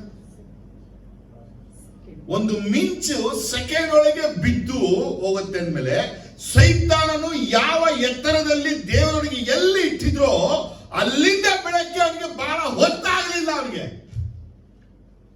ಆದರೆ ದೇವರ ಕಿಕ್ ಪವರ್ ಎಷ್ಟಿರಬಹುದು ಕೇಳ್ತಾ ಇದ್ದೀರಾ? ನಮ್ ಯೇಸು ಸ್ವಾಮಿ ತಂದೆಯಾದ ದೇವರಿಗೆ ನಮ್ಮನ್ನ ಎಷ್ಟು ಪರ್ಫೆಕ್ಟ್ ಆಗಿ ಇಡಬೇಕು ಅಷ್ಟೇ ಆಸೆ ಇದೆ. ಆದ್ರೆ ನಮ್ಮಲ್ಲಿ ದೋಷವು, ನಮ್ಮಲ್ಲಿ ತಪ್ಪುಗಳು, ನಮ್ಮಲ್ಲಿ ಪಾಪಗಳು ಕಂಡು ಬಂದಾಗ ನಮಗೊಂದು ಮಾರ್ಗ ಇದೆ. ಬಟ್ ಸೈತಾನ್ಗ ಮಾರ್ಗ ಇರಲಿಲ್ಲ. ದೇವರನ್ನ ಕಿಕ್ ಮಾಡೋದು, ಒದ್ರು ಅವನನ್ನ. ಒದ್ದಾಗ ಮಿಂಚಿನಂತೆ ಬಿದ್ದು. ಪಕ್ಕದ ನೋಡಿ ಹೇಳಿ, ಯಾಕೆ ಮಿಂಚಿದ ಪದ ಇದೆ? ಮಿಂಚಿಂದ ಯಾಕೆ ಪದ ಇದೆ? ಮಿಂಚು ಬೀಳುವಾಗ ಬೆಳಕಾಗಿರುತ್ತೆ, ಬಿದ್ದಾಗ ಬೆಂಕಿಯಾಗಿರುತ್ತೆ, ನೆಕ್ಸ್ಟ್ ಕರ್ರಗಿರುತ್ತೆ. ಹೌದಾನೆ? ಇಲ್ಲ ಬ್ರದರ್, ಮಿಂಚು ಬಿದ್ದ ಮೇಲೆ ನೀವು ಬೆಳಕೇ ಆಗಿರುತ್ತೆ. ಯಾರು ಹೇಳ್ತೀರಾ? ಮಿಂಚು ಹೆಂಗಿದೆ? ಬೆಳಕಾಗಿದೆ, ಬಿದ್ದಾಗ ಬೆಂಕಿಯಾಗಿದೆ, ಆಮೇಲೆ ಸೊ ದೇವರು ಅವನ ಸೀಕ್ರೆಟ್ ಹೇಳ್ತಾ ಇದ್ದಾರೆ. ದೇವರು ಅವನನ್ನ ಕಿಕ್ ಔಟ್ ಮಾಡಿದಾಗ ಅವನ ಮೇಲಿನಿಂದ ಹಂಗೆ ಬೀಳ್ತಾ ಇದ್ದಾನೆ. ಅವನು ಬೆಳಕಾಗಿ ಬೀಳೋದ ನೋಡಿ ಸುತ್ತ ಇರುವಂತ ಸುರಮಣಿರುವಂತ ಎಲ್ಲ ದೇವದೂತರಿಗೆ ಇವನು ಬೀಳ್ತಾ ಇದ್ದ ಗೊತ್ತಾಗ್ಲಿಲ್ಲ. ಈ ಒಂದು ಹೊರಡುತ್ತೆ, ಸೈತಾನ ಬಿದ್ದಿದ್ದು ಯೇಸು ಮಾತ್ರ ಕಂಡಿದ್ದು, ಬೇರೆ ಯಾರಿಗೂ ಗೊತ್ತಿಲ್ಲ. ಅವ್ನು ಬಿದ್ದಿದ್ದು ಯಾರು ನೋಡೇ ಇಲ್ಲ. ಯಾಕಂದ್ರೆ ಫ್ಲಾಶ್ ಆಫ್ ಸೆಕೆಂಡ್ ಬಿದ್ದುಬಿಟ್ಟ. ಅವನೊಳಗೂ ದೇವರು ಬೆಳಕನ್ನ ಇಟ್ಟಿದ್ರು. ಅವನೊಳಗಿರುವಂತ ಬೆಳಕು ಅವನನ್ನ ಬಿದ್ದಾಗ ಆ ಬೆಳಕು ಬಿದ್ದ ನಿಮಿತ್ತವಾಗಿ ಒಳಗಿರದಲ್ಲಿ ಹಂಗೆ ಬ್ಲಾಸ್ಟ್ ಆಯ್ತು. ಬ್ಲಾಸ್ಟ್ ಆಗಿ ಏನಾಯ್ತು? ಬೆಂಕಿ ಬಂತು. ಬೆಂಕಿ ಬಂದ ಮೇಲೆ ಅವನ ದೇಹ ಎಲ್ಲ ಏನಾಯ್ತು? ಮಿಸ್ಟರ್ ಬ್ಲ್ಯಾಕ್ ಆಗ್ಬಿಟ್ಟ. ಏನಾಗ್ಬಿಟ್ಟ? ಅವನೆಷ್ಟು ನವರತ್ನದಿಂದ ಸೌಂದರ್ಯ ಉಳ್ಳವನಾಗಿದ್ದನೋ, ಎಷ್ಟು ಅವನ ಪರ್ಫೆಕ್ಟ್ ಸೀಲ್ ಆಗಿದ್ದೋ, ಅವನೆಷ್ಟು ಪರ್ಫೆಕ್ಟ್ ವಿಸ್ಡಮ್ ಅವನೊಳಗಿತ್ತೋ, ಎಷ್ಟು ಪರ್ಫೆಕ್ಟ್ ಬ್ಯೂಟಿ ಅವನೊಳಗಿತ್ತೋ, ಈಗ ಅವನು ಟೋಟಲಿ ಅಗ್ಲಿ ಆಗಿಬಿಟ್ಟ. ರೀಸನ್ ಏನಪ್ಪ? ಅವನ ಮನಸ್ಸಿನಲ್ಲಿ ಅವನು ಅಂದುಕೊಂಡ ವಿಚಾರ. ಯಾವ ತಿಳ್ಕೊಳ್ಳಿ, ಯಾವ ಏಂಜಲ್ಸ್ಗೂ ದೇವರು ಬಾಲ ಇಟ್ಟಿಲ್ಲ. ಜೋರಾಗಿ ಹೇಳಿ. ಸೈತಾನಿಗೆ ಮಾತ್ರ ದೇವರು ಬಾಲ ಇಟ್ಟರು. ಯಾಕಂದ್ರೆ ಅವನನ್ನ ಕುರೂಪಿಯಾಗಿ ಮಾಡ್ತಾ ಇರೋದು, ಅಸಹ್ಯವಾಗಿ ಮಾಡ್ತಾ ಇರೋದು. ಅವನ ದೇವರು ಎಷ್ಟು ಅಸಹ್ಯ ಮಾಡೋದಂದ್ರೆ, ಅವನೆಷ್ಟು ಬ್ಯೂಟಿ ಆಗಿದ್ನೋ ಅವನಿಗಷ್ಟೇ ಅಸಹ್ಯ ಮಾಡಕ್ಕಾಗಿ ಅವನಿಗೆ ದೇವರು ಬಾಲ ಇಟ್ಟುಬಿಟ್ರು. ಅವನ ಕಾಳುಗಳು ಎಷ್ಟು ಸುಂದರವಾಗಿತ್ತೋ ಅವನ ಕಾಳುಗಳು ಇವತ್ತು ಹೇಗಿದ್ರೆ ಅಸಹ್ಯವಾದ ಪ್ರಾಣಿಯ ಕಾಳುಗಳಂತ ಆವತ್ತು. ಕೆಲವೊಂದು ವೇಳೆ ಅವನ ಕಾಲುಗಳು ನವಿಲು ಕಾಲುಗಳಾಗಿರುತ್ತೆ, ಕೆಲವೊಂದು ವೇಳೆ ಅವನ ಕಾಲುಗಳು ದನದ ಕಾಲುಗಳಾಗಿರುತ್ತೆ. ಯಾಕೆ ದನ ಮತ್ತೆ ನವಿಲು ಅಂತ ಹೇಳ್ತಿದ್ರೆ, ದನದ ಕಾಲು ಯಾವತ್ತೂ ಸಗಣಿ ತುಂಬಿಕೊಂಡಿರುತ್ತೆ. ದನದ ಕಾಲಲ್ಲಿ ಕ್ಲೀನ್ ಆಗಿರೋದೆ. ನವಿಲು ಎಷ್ಟು ಸೌಂದರ್ಯ ಉಳ್ಳದಾಗಿದೋ ಅದು ಕಾಲು ಅಷ್ಟೇ ಅಸಹ್ಯವಾಗಿದೆ. ಹಾಗಾಗಿನೇ ಈ ಡಿಮನ್ಸ್ಗಳು ನಿಮ್ಗೆ ಎಲ್ಲಾದ್ರೂ ಕಾಣಿಸ್ಕೊಂಡ್ರೆ, ನಿಮ್ ಕನಸಲ್ಲಿ ಕಾಣಿಸ್ಕೊಂಡ್ರೆ, ನಿಮ್ ಮನೆಗಳಲ್ಲಿ ಕಾಣಿಸ್ಕೊಂಡಾಗ, ನಿಮ್ಮನ್ನ ದಾಟಿ ಹೋಗುವಾಗ ಅದು ಹಿಂದಿನ ಭಾಗವನ್ನ ತೋರಿಸ್ಬಿಟ್ಟು ಹೋಗುತ್ತೆ, ಅದರ ಕಾಲನ್ನು ತೋರಿಸುತ್ತೆ. ಅದು ಅಸಹ್ಯವಾಗಿ ಆಗ ನಾವು ಭಯ ಪಡ್ತೀವಿ. ಆದರೆ ದೇವರು ಅವನಿಗೆ ಆ ಕುರೂಪವನ್ನ ತಂದು ಇಟ್ಟನು. What is the reason? ಏನ್ ಕಾರಣ? ಅವನು ದೇವರಾಗಬೇಕೆಂದು ಆಸೆ ಪಟ್ಟನು. What is desire? ನಾನು ದೇವರಾಗಬೇಕು. 14ನೇ ಚಾಪ್ಟರ್ ಏಷಾಯ 14ರಲ್ಲಿ 13, 14 ನೋಡುವಾಗ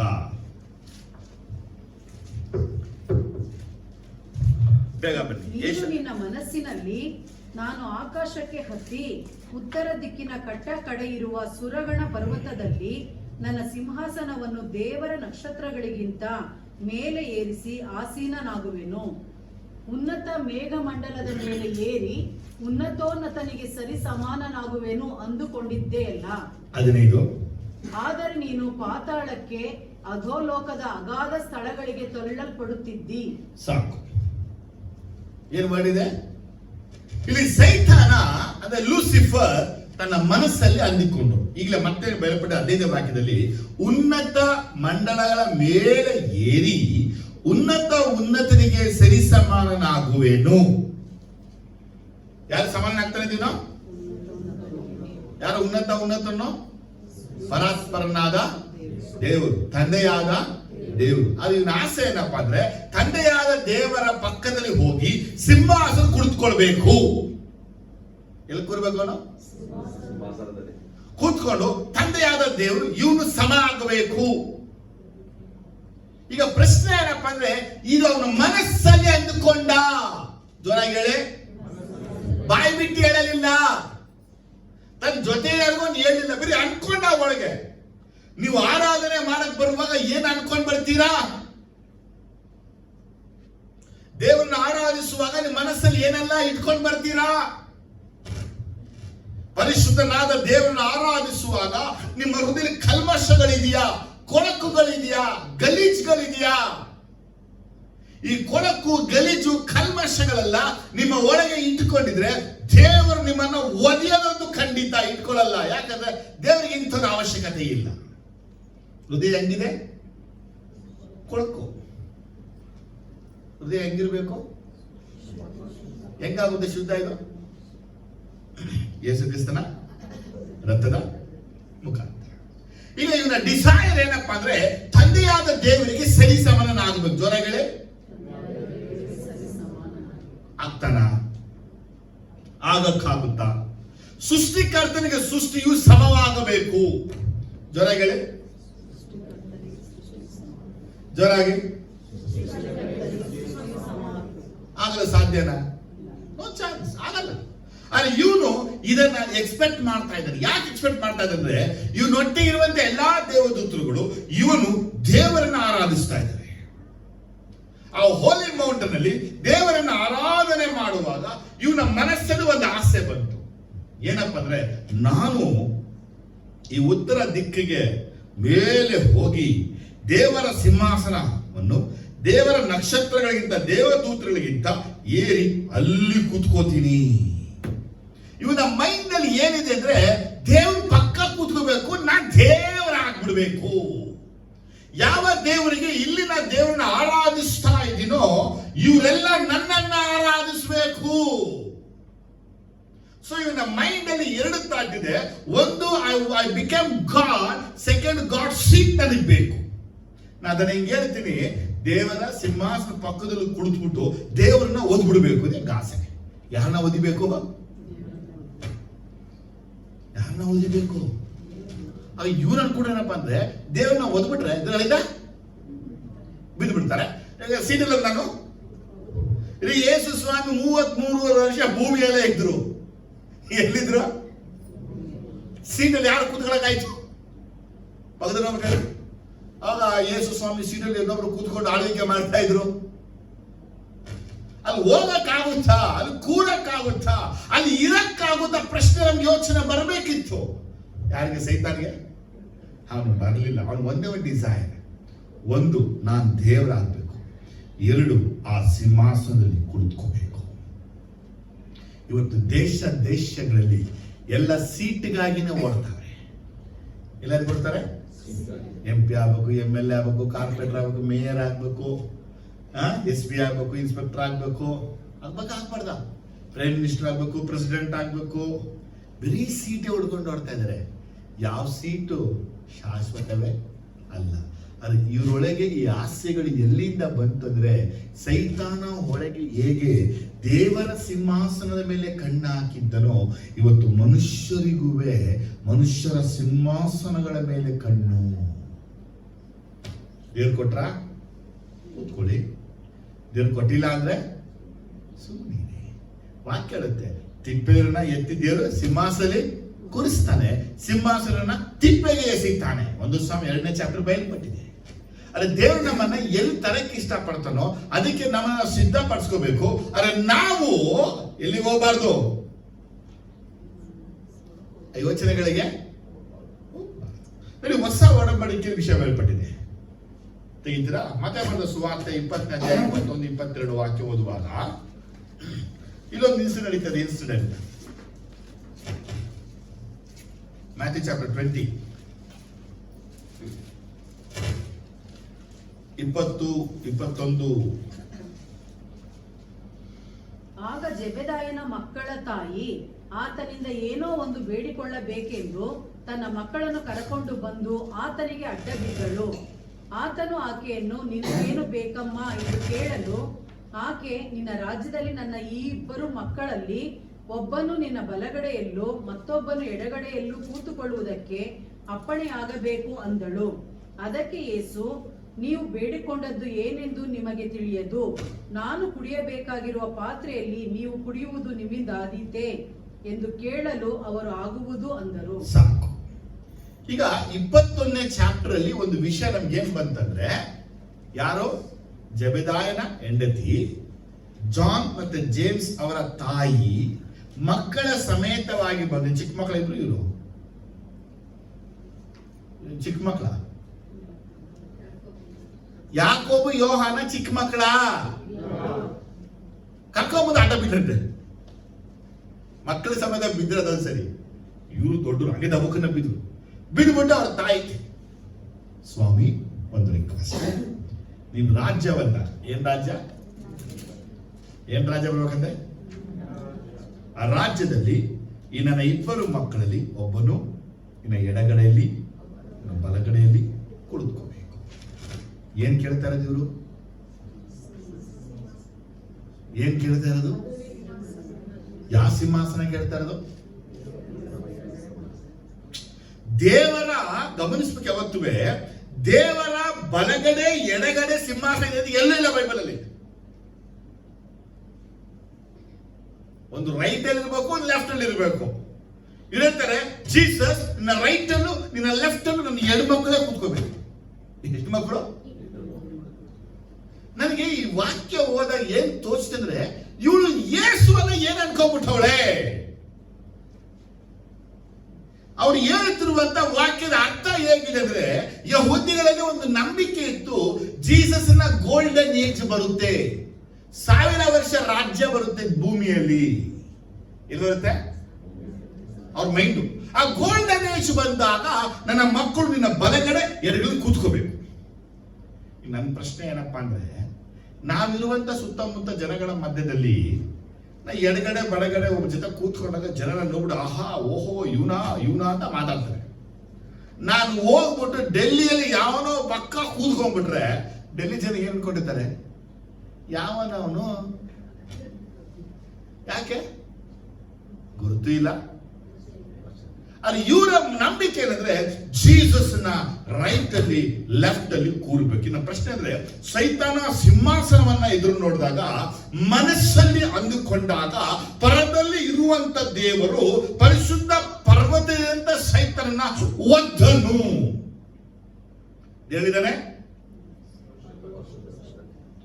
ಪರಿಶುದ್ಧ ಪರ್ವತ, ಪರಲೋಕ ಅಂದ್ರೆ ಉನ್ನತ ಲೋಕದಲ್ಲಿ ಹೇಳಿದಾನೆ. ಇನ್ನಿರುವುದು ಪರಿಶುದ್ಧ ಪರ್ವತದಲ್ಲಿ. ಇವನು ಮನಸ್ಸಲ್ಲಿ ಅಂದುಕೊಂಡಾಗ ಅಲ್ಲಿಂದ ದೇವರು ಒದ್ದಿದ್ದು ಅವನು ಕೆಳಗೆ ಬಿದ್ದ.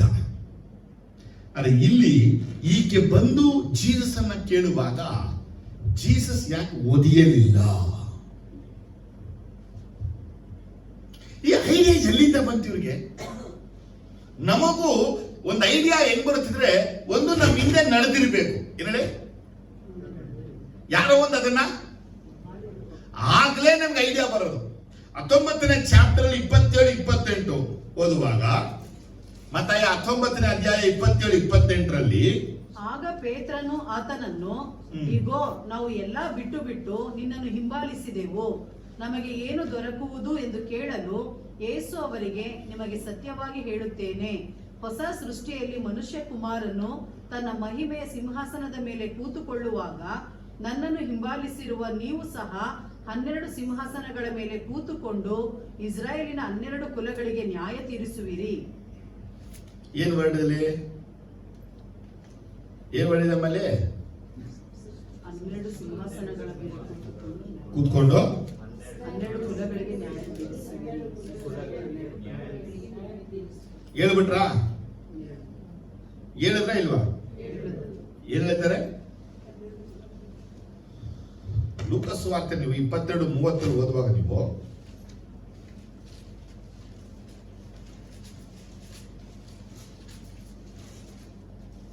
ಲೂಕ 22:30ರಲ್ಲಿ, ನನ್ನ ರಾಜ್ಯದಲ್ಲಿ ನೀವು ನನ್ನ ಮೇಜಿನ ಮೇಲೆ ಊಟ ಮಾಡುವಿರಿ, ಕುಡಿಯುವಿರಿ ಮತ್ತು ಸಿಂಹಾಸನಗಳ ಮೇಲೆ ಕೂತುಕೊಂಡು ಇಸ್ರಾಯೇಲಿನ 12 ಕುಲಗಳಿಗೆ ನ್ಯಾಯ ತೀರಿಸುವಿರಿ. ನೋಡಿ ಬೋರ್ಡ್ ಹೆಂಗಿದೆ ಲೂಕದ ಒಳಗಿದ್ರೆ, ನೀವು ನನ್ನ ಮೇಜಲ್ಲಿ ಕೂತ್ಕೊಂಡು ಏನ್ ಮಾಡ್ತೀರಾ? ಊಟ ಮಾಡ್ತೀರಾ, ಕುಡಿತೀರಾ, ಇಸ್ರಾಯೇಲ್ಯರ ಸಿಕ್ತಾ? ಹಾಗಾದ್ರೆ ಜೀಸಸ್ ಅಪೋಸ್ತಲರ್ಸ್ಗೆ ಇಸ್ರಾಯೇಲರಿಗೆ ನ್ಯಾಯ ತೀರ್ಪು ಮಾಡುವಂತಹ ಜಡ್ಜ್ಮೆಂಟ್ ಸೀಟ್ ಗಳನ್ನ ಬುಕ್ ಮಾಡಿದ್ದಾರೆ. ಗೊತ್ತಾಯ್ತಾ? ಹಾಗಾದ್ರೆ ಇವ್ರು ಬಂದು ಕೇಳ್ತಾ ಇರೋದೇನಂದ್ರೆ, ನಿನ್ನ ರಾಜ್ಯದಲ್ಲಿ ನನ್ನ ಎಡಗಡೆ ಬಡಗಡೆ ಕೂತ್ಕೊಳ್ಳಕ್ಕೆ ಅಪ್ಪಣೆ ಕೊಡು. ಏನ್ ಕೊಡು?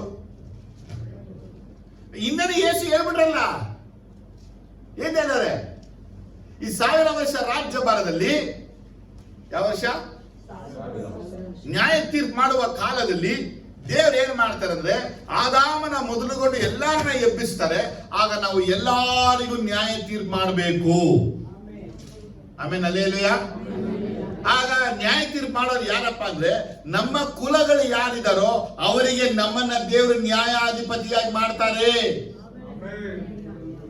ಅದು ಜೋರಾಗಿ ಮೋಸೆನ ನೋಡಿ ಹೇಳಿದ್ರು, ವಿಮೋಚನಾ ಕಾಂಡ 2ನೇ ಚಾಪ್ಟರ್ ಅಲ್ಲಿ, ನಮ್ಮ ಮೇಲೆ ಅಧಿಪತಿಯಾಗಿ ಅಧಿಕಾರಿಗೆ ನಿನ್ನನ್ನು ಇಟ್ಟವರು ನೇಮಿಸಿದವರು ಯಾರು? 2ನೇ ಚಾಪ್ಟರ್ ಅಲ್ಲಿ ಅದು 4ನೇ ವಾಕ್ಯ, ವಿಮೋಚನಾ ಕಾಂಡ. ಬೇಗ ಬೇಗ ಬನ್ನಿ. ಈ ಮನುಷ್ಯನು ನಿನ್ನನ್ನು ನಮ್ಮ ಮೇಲೆ ಅಧಿಕಾರಿಯನ್ನಾಗಿಯೂ ನ್ಯಾಯಾಧಿಪತಿಯನ್ನಾಗಿಯೂ ಇಟ್ಟವರು ಯಾರು? ಮೋಸೆಯನ್ನ ಇಸ್ರೇಲ್ ಜನರು ಕೇಳಿದಂತ ಪ್ರಶ್ನೆ ಅಂದ್ರೆ, ನಮ್ಮ ಮೇಲೆ ಅಧಿಕಾರಿಯಾಗಿ ನ್ಯಾಯಾಧಿಪತಿಯಾಗಿ ಇಟ್ಟವರು ಯಾರು ಕೇಳಿದ್ರ? ಯಾವಾಗ? ಮೋಸೆಗಿನ್ನ ಏನ್ ಸಿಕ್ಕಿಲ್ಲ ಆಗ ಸೀಟೆ. ಆದ್ರೆ ಮುಂದೆ ನೋಡುವಾಗ ಮೋಸೆ ಇಸ್ರೇಲ್ ಜನರಿಗೆ ಅಧಿಪತಿಯಾಗಿ ನ್ಯಾಯಾಧಿಪತಿಯಾಗಿ ತೀರ್ಪುಗಳನ್ನ ಮಾಡಿದನು. ಅರ್ಥ ಅಲ್ಲೆಲ್ಲಯ್ಯ? ಆ 40 ವರ್ಷಗಳಲ್ಲಿ ಅರಣ್ಯದಲ್ಲಿ ಮೋಸೆ ನ್ಯಾಯ ತೀರ್ಪು ಮಾಡದ್ನ ಮಾಡ್ಲಿಲ್ವಾ? ಅದನ್ನ ಹಾಗೆ ದೇವರು ನಮಗೆ ಏನ್ ಮಾಡ್ತಾರೆ ಅಂದ್ರೆ, ಮುಂದಿನ ಯೇಸು ಕ್ರಿಸ್ತನ 1000 ವರ್ಷ ರಾಜ್ಯ ಭಾರದಲ್ಲಿ ನಮ್ಮ ಕುಲದವರಿಗೆ, ನಮ್ಮ ಸ್ವಂತ ಜನರಿಗೆ, ಯಾರ್ಯಾರನ್ನ ಯೇಸುವನ್ನು ಹರಿಯದೆ ದೇಶ ಮಾಡಿ ಹೋದ್ರೋ ಅವರಿಗೆ ನ್ಯಾಯ ತೀರ್ಪು ಮಾಡುವಂತ ಅಧಿಕಾರ ನಮಗೆ ಕೊಡ್ತಾನೆ. ಹಾಗಾದ್ರೆ ಪ್ರಪಂಚದಲ್ಲಿ ಎಷ್ಟು ಜಾತಿ ಜನಾಂಗಗಳಿದೆಯೋ, ಯಾವುದೋ ಒಂದು ಜಾತಿ ಜನಾಂಗಕ್ಕೆ ನಮ್ಮನ್ನ ದೇವ್ರು ಮಾಡ್ತಾರೆ. ಇವತ್ತು ನಾವು ಕೋರ್ಟ್ಗೆ ಹೋಗ್ತಾ ಇದೀವಿ, ನಮ್ ಕೇಸ್ ಆಗಲಪ್ಪ, ನಾವು ಕೇಸ್ನ ಮಾಡ್ದೆ ಹಂಗೆ ಇಟ್ಬಿಟ್ಟು ಹೋಗ್ತಾ ಇದ್ದೀವಿ. ನಾವು ಈ ಜಡ್ಜ್ಗಳಿಗೆಲ್ಲ ಒಂದಿನ ಜಡ್ಜ್ ಮಾಡ್ತೀವಿ. ಯಾಕೆ ಇಲ್ಲಿ ಕೇಸ್ ತಾನೇ ಮಾಡ್ದೆ ಹಂಗೆ ಪೆಂಡಿಂಗ್ ಮಾಡಿಬಿಟ್ಬಿಟ್ಟೋದೆ? ಆಗುತ್ತಾ ಇಲ್ವಾ? ಪೌಲನು ಸೆರೆ ಮೇಲೆ ಇದ್ದಾಗ ಅವನ ಕೇಸ್ ನಾನು ಡೀಲೇ ಮಾಡಲಿಲ್ಲ, ಬರೀ ದುಡ್ಡುಗಾಗಿ ಎದುರು ನೋಡೋದಂತೆ. ಕೊಡ್ದೇವೆ ಏನಾಗ್ಬಿಟ್ಟಂತೆ, ಹಂಗೆ ಬಿಟ್ಬಿಟ್ಟು ಬೈಬಲಲ್ಲೇ ಬಯಲ್ಪಟ್ಟಿದೆ, ನಡೆದಿದೆ ಅಂತ ಹೇಳಿ. ಇವತ್ತು ನಡೀತಾ ಇರೋದೇನು? ಮರೆಯದಿರಿ, ಒಂದು ದಿನ ನೀವು ನ್ಯಾಯಾಧಿಪತಿಗಳಿಗೂ ಲಾಯರ್ಗಳಿಗೂ ನ್ಯಾಯ ತೀರಿಸುವಿರಿ. ಈ ಸೀಟನ್ನ ಇವಳು ಕೇಳ್ತಾ ಇದ್ದಾಳೆ. ಈ ಸೀಟನ್ನ ಹೆಂಗ್ ಕೊಡಂದ್ರೆ ಯೇಸುವೆ ನನ್ನ ಮಕ್ಕಳು ನಿನ್ ಬಲಗಡೆಯಲ್ಲಿ ಕೂತ್ಕೋಬೇಕು. ನಮ್ಮ ಪ್ರಶ್ನೆ ಅಂದ್ರೆ ಇಲ್ಲಿ ಯೇಸು ಸ್ವಾಮಿ ಹೇಳಲಿಲ್ಲ ನಾನು ಇಸ್ರಾಯೇಲರ 12 ಸಿಂಹಾಸನ ಹಾಕುವಾಗ ಮಧ್ಯೆ ನಾನು ಹಾಕೊಂಡು ಕೂತ್ಕೋತೀನಿ.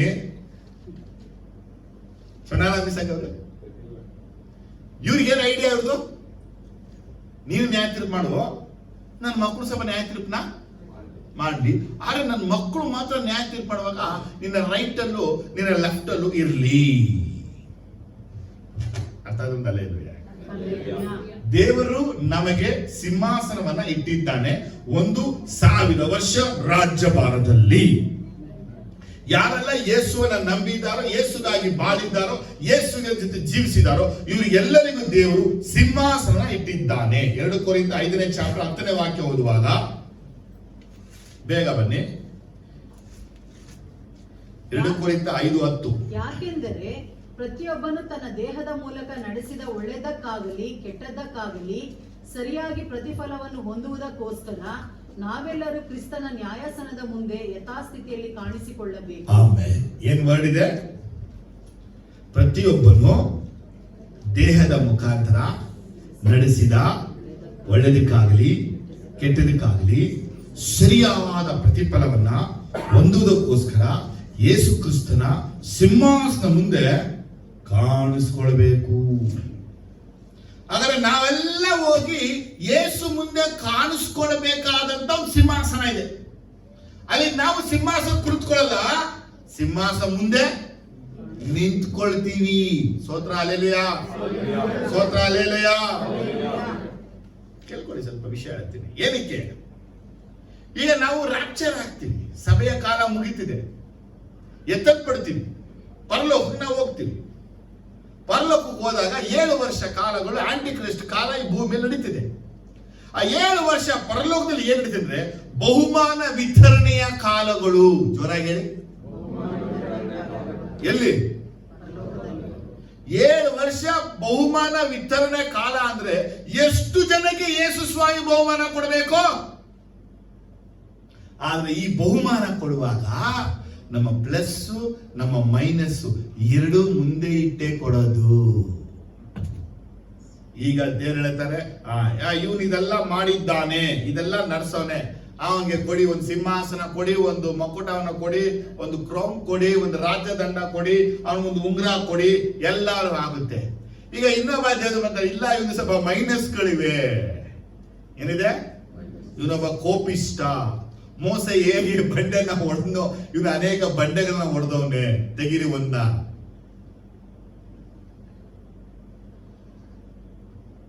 ನಿಮ್ಗೆ ಗೊತ್ತಿಲ್ಲ? ನಿಮಗೆ ಪರಲೋಕದಲ್ಲಿ ಸಿದ್ಧವಾಗಿರುವ ಅನೇಕಗಳನ್ನು ನಾವು ಕಳ್ಕೋತೀವಿ. ಅದಕ್ಕೆ ವಾಕ್ಯ ಹೇಳುತ್ತೆ, ನಾವು ಕಳ್ಕೊಳ್ಳದೆ ಇರಬೇಕಾದ್ರೆ ನಮ್ಮ ದೇಹದಲ್ಲಿ ಒಳ್ಳೆಯದನ್ನ ಮಾಡಿ ಕೆಟ್ಟದ್ದು ಮಾಡಬೇಡಿ. ಆದ್ರೆ ನಮ್ಮ ದೇಹದಲ್ಲಿ ವಾಕ್ಯ ಬೇರ್ಪಟ್ಟಿದೆ, ಅನೇಕರು ದೇಹದಲ್ಲಿ ಒಳ್ಳೆಯದು ಮಾಡ್ತಾರೆ, ಅನೇಕರು ದೇಹದಲ್ಲಿ ಕೆಟ್ಟದ್ದು ಮಾಡ್ತಾರೆ. ಒಳ್ಳೆದಕ್ಕೆಲ್ಲ ಬಹುಮಾನ ಬರುತ್ತೆ, ಕೆಟ್ಟದಕ್ಕೆಲ್ಲ ಮೈನಸ್ ಆಗುತ್ತೆ. ಅಂದ್ರೆ ತಗೊಳ್ಳಿ, ದೇವರು ಕೋಟ್ಯಾಂತರ ಹಣವನ್ನ ಕೊಟ್ಟು ನಮ್ಮ ಮೈನಸ್ ಎಲ್ಲ ಕೋಟಿ 0 ಆಗ್ಬಿಟ್ರೆ ಹೆಂಗಿರ್ಬಹುದು? ದಲೆಲೆಯ ಬೇಗ. ಸೊ ಹಾಗಾಗಿ ಇವತ್ತಿನಿಂದ ನೀವು ನಿಮ್ಮ ದೇಹದಲ್ಲಿ ಒಳ್ಳೆಯದನ್ನ ಮಾಡಿ. ಯೇಸು ಕ್ರಿಸ್ತನ ಸಿಂಹಾಸನ ಮುಂದೆ ನಿಂತುಕೊಳ್ಳುವ ಕಾಲದಲ್ಲಿ ಒಳ್ಳೆಯದನ್ನ ಮಾಡಿ. ಒಳ್ಳೆಯದನ್ನ ಮಾಡಿ ಮಾಡಿದ್ರೆ ದೇವ್ರು ಮಾಡ್ತಾರೆ, ನಿಮ್ಗೆ ಬಹುಮಾನ ವಿತರಣೆಯನ್ನ ಮಾಡ್ತಾರೆ. ಆಮೇಲೆ ಈ ಬಹುಮಾನ ವಿತರಣೆ ಮಾಡುವಾಗಲೇ ದೇವರು ನಮಗೆ ಕೊಡ್ತಾರೆ. ಏನ ಕೊಡ್ತಾರೆ? ಅಪ್ಪ ಮಗನೇ, ನಾನು ನಿನಗೆ ಸಿಂಹಾಸನ ಕೊಡ್ತೀನಿ, ನಾನು ನಿನಗೆ ಗದೆ ಕೊಡ್ತೀನಿ, ನಾನು ನಿನಗೆ ರಾಜದಂಡ ಕೊಡ್ತೀನಿ, ನಾನು ನಿನಗೆ ಕಿರೀಟ ಕೊಡ್ತೀನಿ, ನಾನು ನಿನಗೆ ಅಂಗಿ ಕೊಡ್ತೀನಿ. 18 ಬಹುಮಾನಗಳನ್ನು ಕೊಡ್ತಾನೆ ದೇವರು. ಯಾರ್ಯಾರು 18 ಬಹುಮಾನ ಹೊಂದ್ಕೊಳ್ತಾರೋ ಅದರಲ್ಲಿ ಲವೋದಿಕ ಸಭೆ ನೋಡುವಾಗ ಪ್ರಕಟಣೆ 3:22ರಲ್ಲಿ ಪ್ರಕಟಣೆ 3:22ರಲ್ಲಿ ಲವೋದಿಕ ಸಭೆಗೆ 22-21 ಓದಿ. ನಾನು ಜಯ ಹೊಂದಿ, ಪ್ರಕಟಣೆ 3:21, ನಾನು ಜಯ ಹೊಂದಿ ನನ್ನ ತಂದೆಯೊಡನೆ ಸಿಂಹಾಸನದಲ್ಲಿ ಕೂತುಕೊಂಡೆನು, ಹಾಗೆ ಜಯ ಹೊಂದುವವನನ್ನು ನನ್ನೊಡನೆ ಸಿಂಹಾಸನದಲ್ಲಿ ಕೂತುಕೊಳ್ಳುವಂತೆ ಮಾಡುವೆನು. ಏನ್ ಮಾಡಿ ಇಂಗ್ಲಿಷ್ ತಮಿಳ್ ಇಂಗ್ಲಿಷ್ ನೋಡಿ ಚೆನ್ನಾಗಿದೆ. Bible The one who conquers, I will grant him to sit with me on my throne. ಸಾಕು. ಏನಂತೆ ವರ್ಡ್? ಏನ್ ವರ್ಡ್? ನಾನು ಜಯ ಹೊಂದಿ ತಂದೆಯೊಡನೆ ಸಿಂಹಾಸನ ಕುಳಿತುಕೊಂಡೇನು. ನೀ ಜಯ ಹೊಂದ್ರೆ ನನ್ನೊಡನೆ ಸಿಂಹಾಸನ ಕುಳಿತುಕೊಳ್ಳುವಂತೆ ಮಾಡುವೆನು. ದೇವರು ಈ 7 ಸಭೆಗಳಿಗೆ 18 ರಿವಾರ್ಡ್ ಅನ್ನ ಇಟ್ಟಿದ್ದಾನೆ. 18 ರಿವಾರ್ಡ್ ಅಲ್ಲಿ ದ ಲಾಸ್ಟ್ ರಿವಾರ್ಡ್ ಏನಪ್ಪಾ ಅಂದ್ರೆ ಸಿಂಹಾಸನ ಕುಳಿತುಕೊಳ್ಳುವಂತೆ ಮಾಡ್ತಾರೆ. 6 ಸಭೆಗೆ ಇದನ್ನ ಹೇಳದೆ 7ನೇ ಸಭೆಗೆ ಹೇಳಿದನು. ಯಾಕಂದ್ರೆ 7ನೇ ಸಭೆಯ ಕಾಲ ಅಂತ್ಯ ಕಾಲಗಳು. ಇವತ್ತು ನಾವಿರುವಂತ ಕಾಲ ಅಂತ್ಯ ಕಾಲ, ಲವೋದಿಕ ಸಭೆ ಕಾಲದಲ್ಲಿ ನಾವಿದೀವಿ. ದೇವರು ನಮ್ಗೆ ಹೇಳ್ತಾನೆ, ನೀವು ಜಯ ಹೊಂದಿದ್ರೆ ನನ್ನ ಜೊತೆ ಸಿಂಹಾಸನ ಕುಳಿತುಕೊಳ್ತೀರಾ. ಇಲ್ಲಿ ಜೀಸಸ್ ರೈಟ್ ಟು ಲೆಫ್ಟ್ ಹೇಳಿದ್ರ? ಕನ್ಕ್ಲೂಷನ್ ಅರ್ಥ ಇದೆಯಾ? ಸೈತಾನ ದೇವರ ಸಿಂಹಾಸನ ಮೇಲೆ ಕಣ್ಣಿಟ್ಟಾಗ ದೇವರು ಅವನನ್ನ ಒದ್ದನು, ಕಿಕ್ ಔಟ್ ಮಾಡಿದನು. ಅದೇ ದೇವರು ತಾನೇ ವಾಗ್ದಾನ ಮಾಡಿದ್ದಾನೆ, ನನ್ನ ಜೊತೆಯಲ್ಲಿ ನೀನು ಸಿಂಹಾಸನ ಕುಳಿತುಕೊಳ್ಳುವಿ ಅಂದ್ರಷ್ಟೇ ಹೊರತಾಗಿ ನನ್ನ ಬಲಗಡೆಯಲ್ಲಿ ನಾವು ಹೇಳಲಿಲ್ಲ. ನನ್ನೊಡನೆ ಜ್ವರಗಳೇ ಅರ್ಥ. ನನ್ನೊಡನೆ ಅಂದ್ರೆ ನನ್ನೊಡನೆ ಅಂದ್ರೆ ಅರ್ಥ ಏನು? ವಿತ್ ಮೀ ಅಂದ್ರೆ ಅರ್ಥ ಏನು? ಅದೇ ಹೆಂಗ್ ಹೇಳ್ತೀರ? ಅದನ್ನ ಎಕ್ಸ್ಪ್ಲೈನ್ ಹೆಂಗ್ ಮಾಡ್ತೀರಾ? ಬೇಗ ಬೇಗ ಬೇಗ ಕ್ವಿಕ್ಲಿ.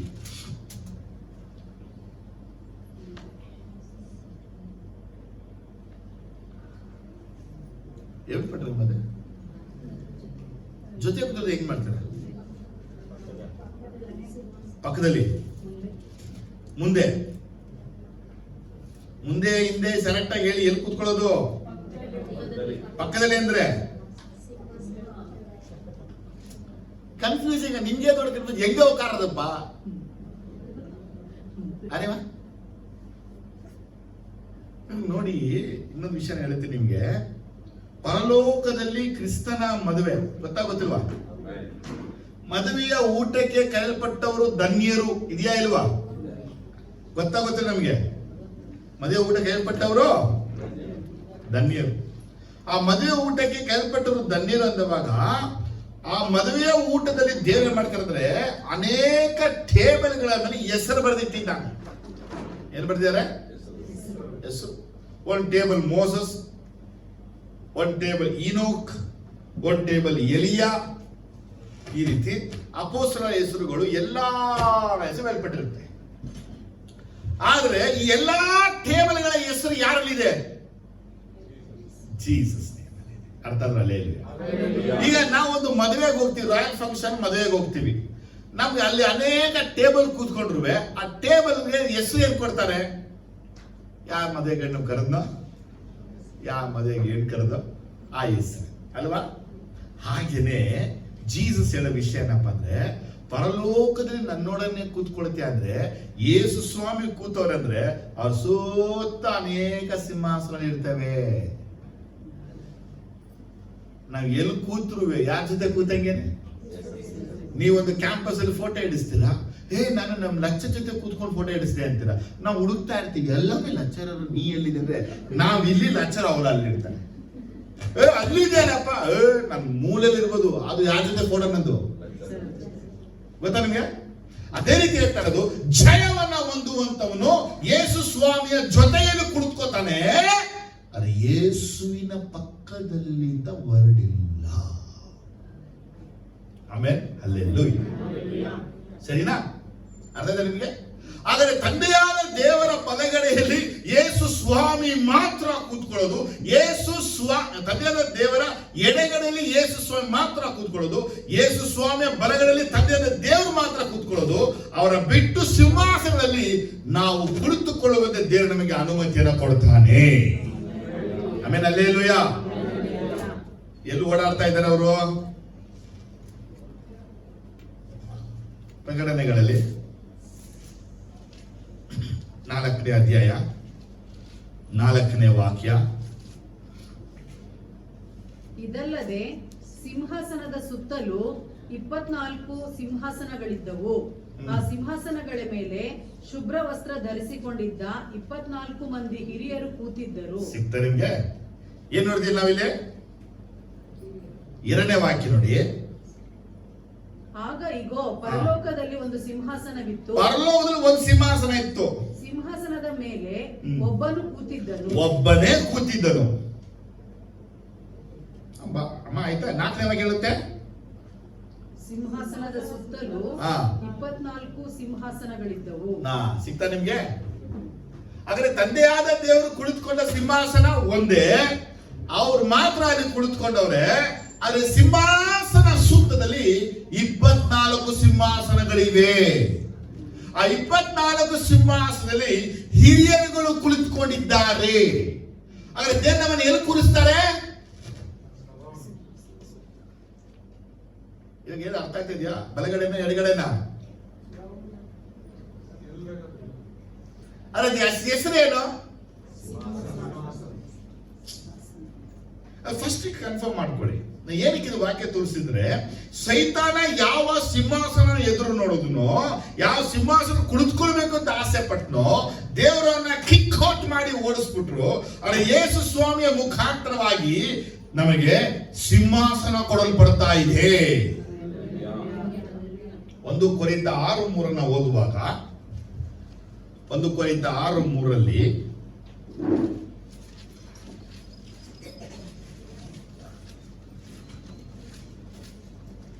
1 ಕೊರಿಂಥ 6:3 ನಾವು ದೇವದೂತರಿಗೂ ತೀರ್ಪು ಮಾಡುವೆವೆಂಬುದು ನಿಮಗೆ ತಿಳಿಯದು.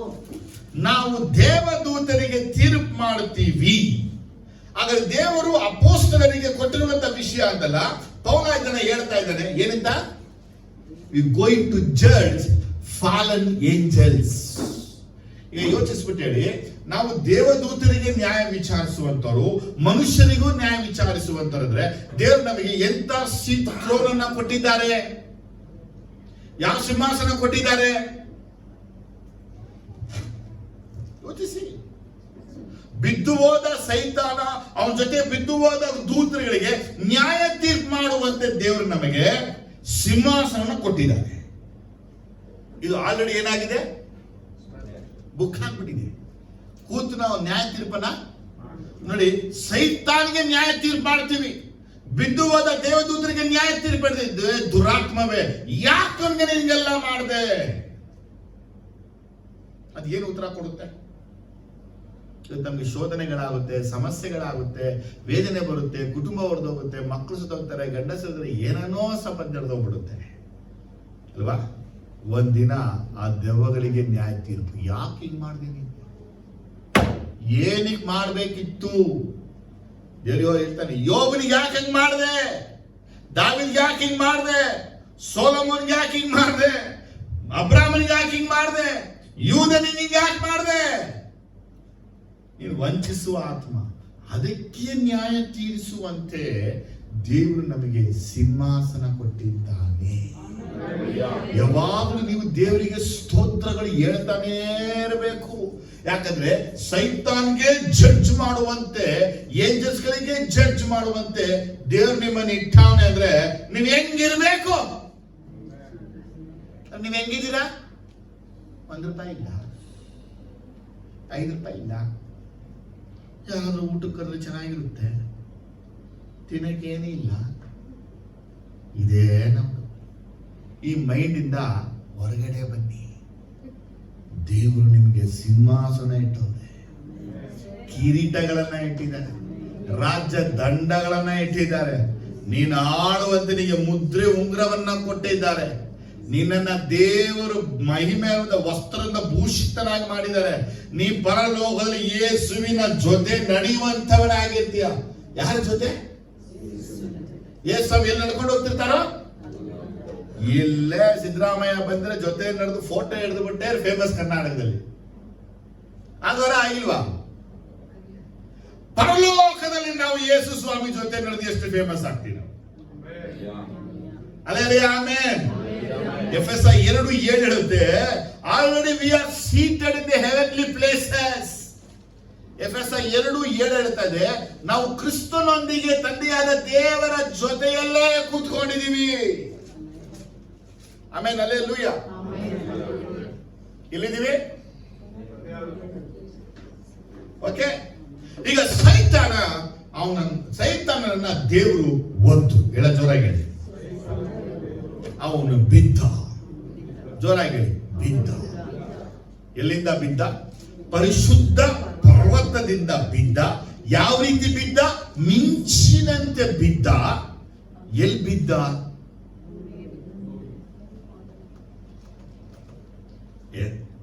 ಏಷಾಯ ಹೇಳ್ತಾ ಇದ್ದಾನೆ, ಪಾತಾಳಕ್ಕೂ ಅಧೋಲೋಕಕ್ಕೂ ತಳ್ಳಲ್ಪಡಿವಿ. ಹೌದಾ? ಪ್ರಕಟಣೆಗಳು 12ನೇ ಅಧ್ಯಾಯದಲ್ಲಿ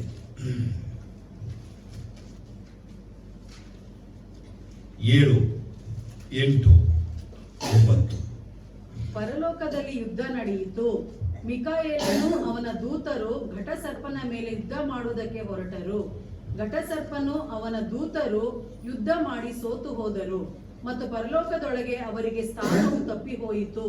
ಭೂಲೋಕದವರನ್ನೆಲ್ಲ ಮರಳುಗೊಳಿಸುವ ಆ ಮಹಾ ಘಟಸರ್ಪನು, ಅಂದರೆ ಪಿಶಾಚನೆಂತಲೂ ಸೈತಾನನೆಂತಲೂ ಹೆಸರುಳ್ಳ ಪುರಾತನ ಸರ್ಪವು ದೊಬ್ಬಲ್ಪಟ್ಟು ಭೂಮಿಗೆ ಬಿದ್ದನು. ಆಮೆನ್. 10ನೇ ವಾಕ್ಯ, ಅವನ ದೂತರು ಅವನೊಂದಿಗೆ ದೊಬ್ಬಲ್ಪಟ್ಟರು. ಸ್ತೋತ್ರ ಬರ್ಲೀಗ ಜೋರಾಗಿ. ಯೇಸು ಸ್ವಾಮಿ ಸಿಂಹಾಸನ ಕುಳಿತುಕೊಂಡ್ರು. ಜೋರಾಗಿ. ನಾವೆಲ್ಲ ಸಿಂಹಾಸನ ಕೂತ್ಕೋತೀವಿ. ಇವನು ಬಿದ್ದ, ಇವನ್ ಜೊತೆ ಬಿದ್ರು. ಅಯ್ಯೋ, ಉತ್ಸಾಹದಿಂದ ಹೇಳಿಯಪ್ಪ.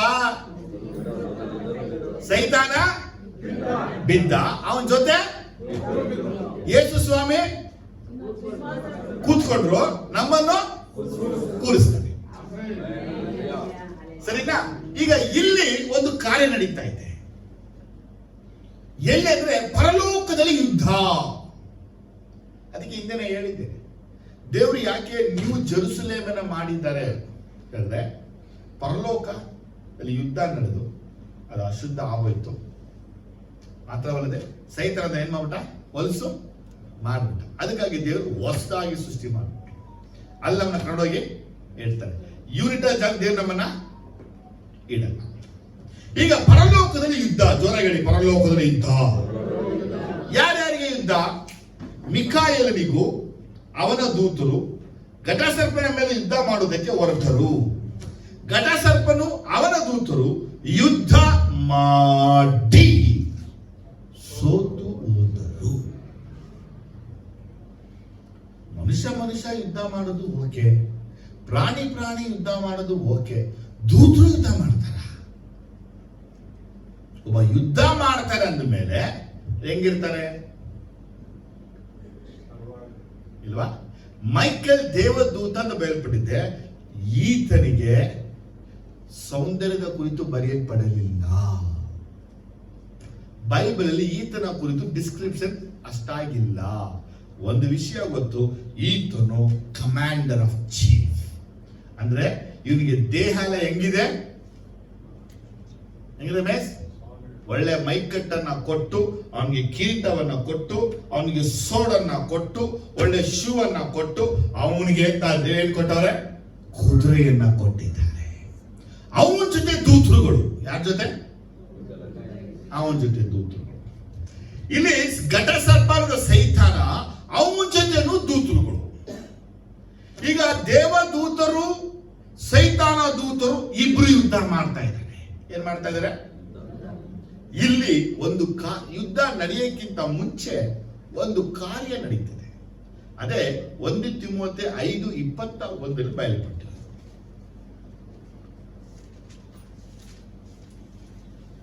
1 ತಿಮೋಥೆ 5:21.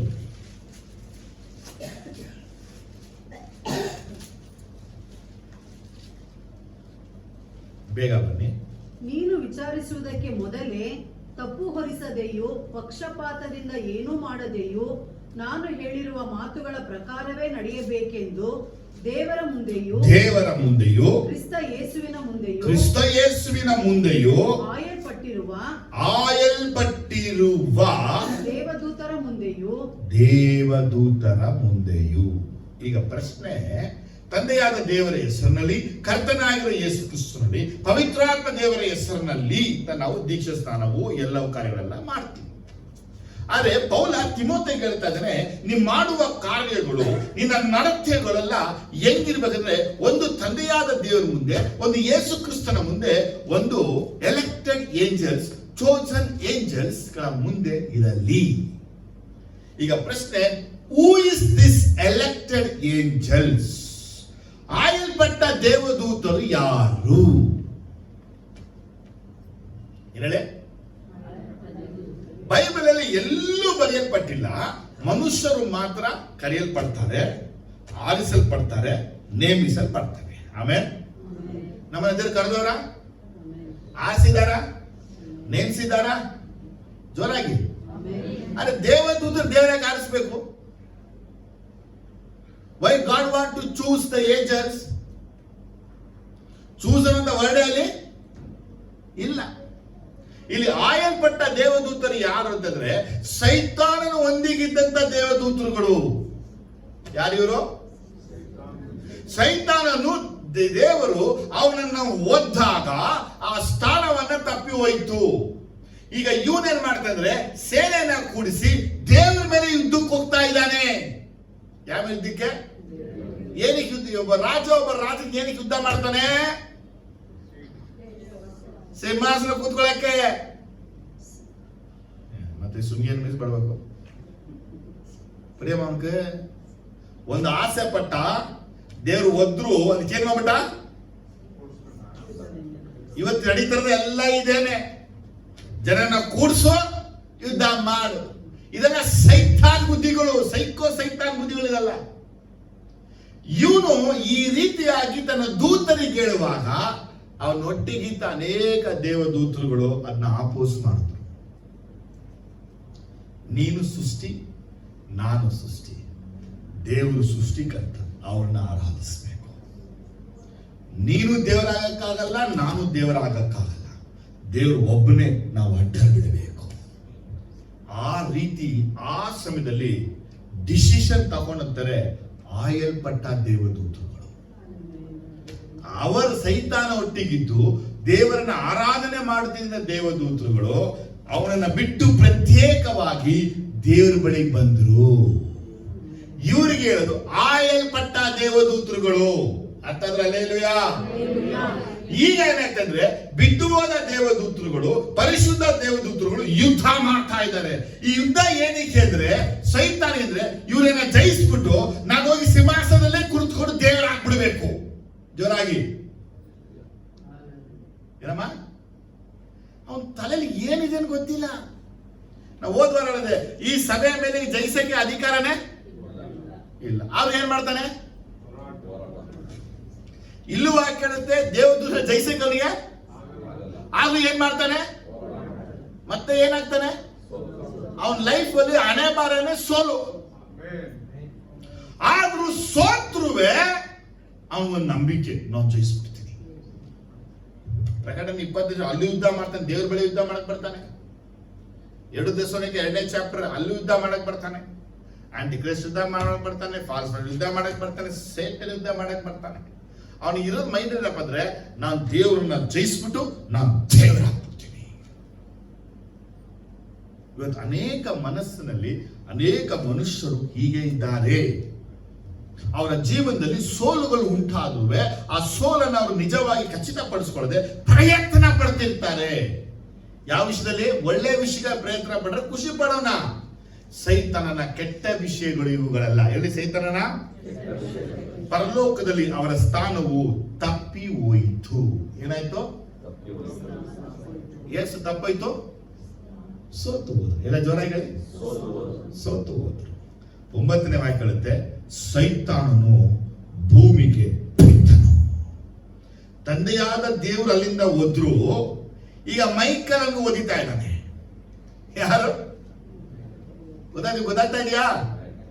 10ನೇ ವಾಕ್ಯ ಹೇಳುತ್ತೆ, ಅವನೊಂದಿಗೆ ಅವನ ದೂತರುಗಳುವೆ ದೊಬ್ಬಲ್ಪಟ್ಟರು. ಸೊ ಈ ಒಂದು ವಾಕ್ಯ ನಿಮ್ಗೆ ಏನ್ ಕನ್ಫರ್ಮ್ ಮಾಡಿ ಹೇಳ್ತೇನೆ ಅಂದ್ರೆ, ಕನ್ಫರ್ಮ್ ಆಗಿ ತಿಳ್ಕೊಳ್ಳಿ ನೀವು. ಇವತ್ತಿಲ್ಲ ನಾಳೆ ನಿಮ್ಮ ಕನಸುಗಳಲ್ಲಿ ಏಂಜಲ್ಸ್ಗಳು ಬಂದ್ರೆ, ಯಾರು ಆ ಏಂಜಲ್ಸ್ ದೇವರಿಂದ ಬಂದವರ ಸೈತಾನದಿಂದ ಬಂದವರ ಅಂತ ಗುರುತಿಸಕ್ಕೆ ಒಂದು ಗುರುತು. ಪರಿಶುದ್ಧ ದೇವದೂತರು ಬಂದ್ರೆ ಅವರು ಬ್ಯಾಂಡೇಜ್ ಹಾಕೊಂಡು ಬರಲ್ಲ. ಯಾಕಂದ್ರೆ ಅವರು ಜಯಶಾಲಿಗಳು. ಸೋತು ಹೋದ ಈ ಏಂಜಲ್ಗಳು ನಿಮ್ ಬಳಿಗೆ ಬಂದ್ರೆ ಕೈಗೊಂದು ಬ್ಯಾಂಡೇಜು, ಕಾಲ್ಗೊಂದು ಬ್ಯಾಂಡೇಜು, ಕಣ್ಣುಗೊಂದು ಬ್ಯಾಂಡೇಜ್ ಹಾಕೊಂಡಿರ್ತಾರೆ. ನೀ ತಿಳ್ಕೋಬೇಕು, ಮಿಕಾಯಲಿಂದ ಒಡೆಯಲ್ಪಟ್ಟು ಸೋತು ಹೋದ ದೇವದೂತರುಗಳು ಇವ್ರನ್ನ ಏನ್ ಮಾಡಬಾರ್ದು, ವಂಚಿಸಬಾರ್ದು. ಆಮೇಲೆ ಅಲ್ಲೇಲೂಯ, ಸ್ತೋತ್ರ ಹೇಳ್ತೀರಾ? ನಮ್ಮನ್ನ ಸೈತಾನ ನಮ್ಮನ್ನ ವಂಚಿಸಬಾರ್ದು. ನಿಮ್ಮ ಮುಂದೆ ಬಂದವರು ನಾನೇ ಮೈಕಲ್ ದೇವದೂತ ಅಂದ್ಬಿಡ್ತಾನೆ. ಹೆಂಗ್ ಬಂದಿರ್ತಾನೆ? ಬ್ಯಾಂಡೇಜ್ ಹಾಕೊಂಡು ಕೈಗೆ ಹಾಕ್ಬಿಟ್ಟಿರುತ್ತೆ. ಅವಾಗ ನಿಮ್ಮ ಮೈಕಲ್ ದೇವದೂತರ ಎಲ್ಲಿ ನಿಮ್ಮ ಕಣ್ಕ? ಇಲ್ಲ, ನಾನು ಅಲ್ಲೇ ಇಟ್ಬಿಟ್ಟು ಬಂದ್ಬಿಟ್ಟಿದ್ದೀನಿ, ಕೈ ಗಾಯ ಆಗ್ಬಿಟ್ಟಿದೆ. ಆಹಾ ರಾಜಾ, ಕಂಡಿಡ್ಬಿಟ್ಟೆ ನೀ ಸೈತಾನ ಹೇಳೋದು ಅವನಿಗೆ. ಸರಿನಾ? ಲಾಸ್ಟ್ ಪಾಯಿಂಟ್ ಮುಗಿಸ್ಬಿಡ್ತೀನಿ. ಒಂದೊಂದು ಪಾಯಿಂಟ್. ಇದು ಯೋಹನ ಸುವಾರ್ತೆ 12ನೇ ಚಾಪ್ಟರ್ 31-30 ಬೆಲ್ಪಟ್ಟಿದೆ.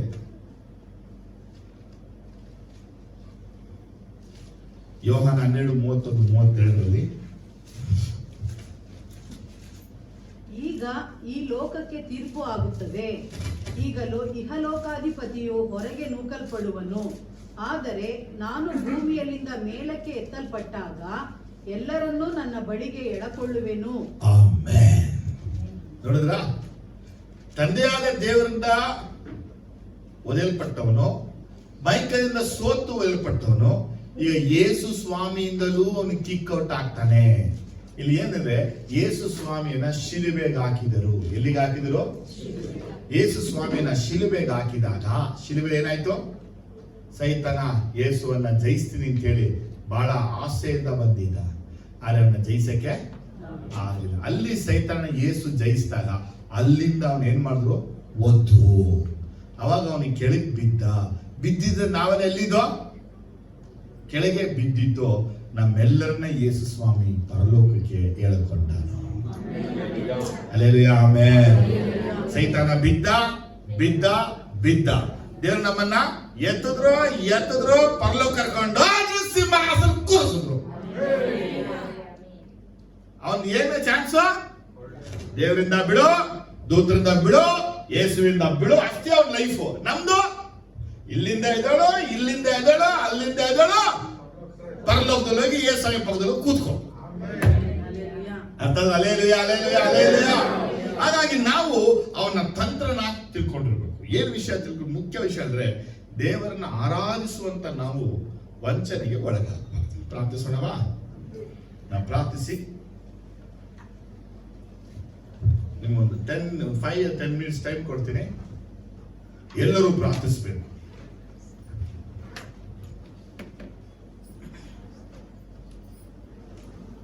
ಎಲ್ಲ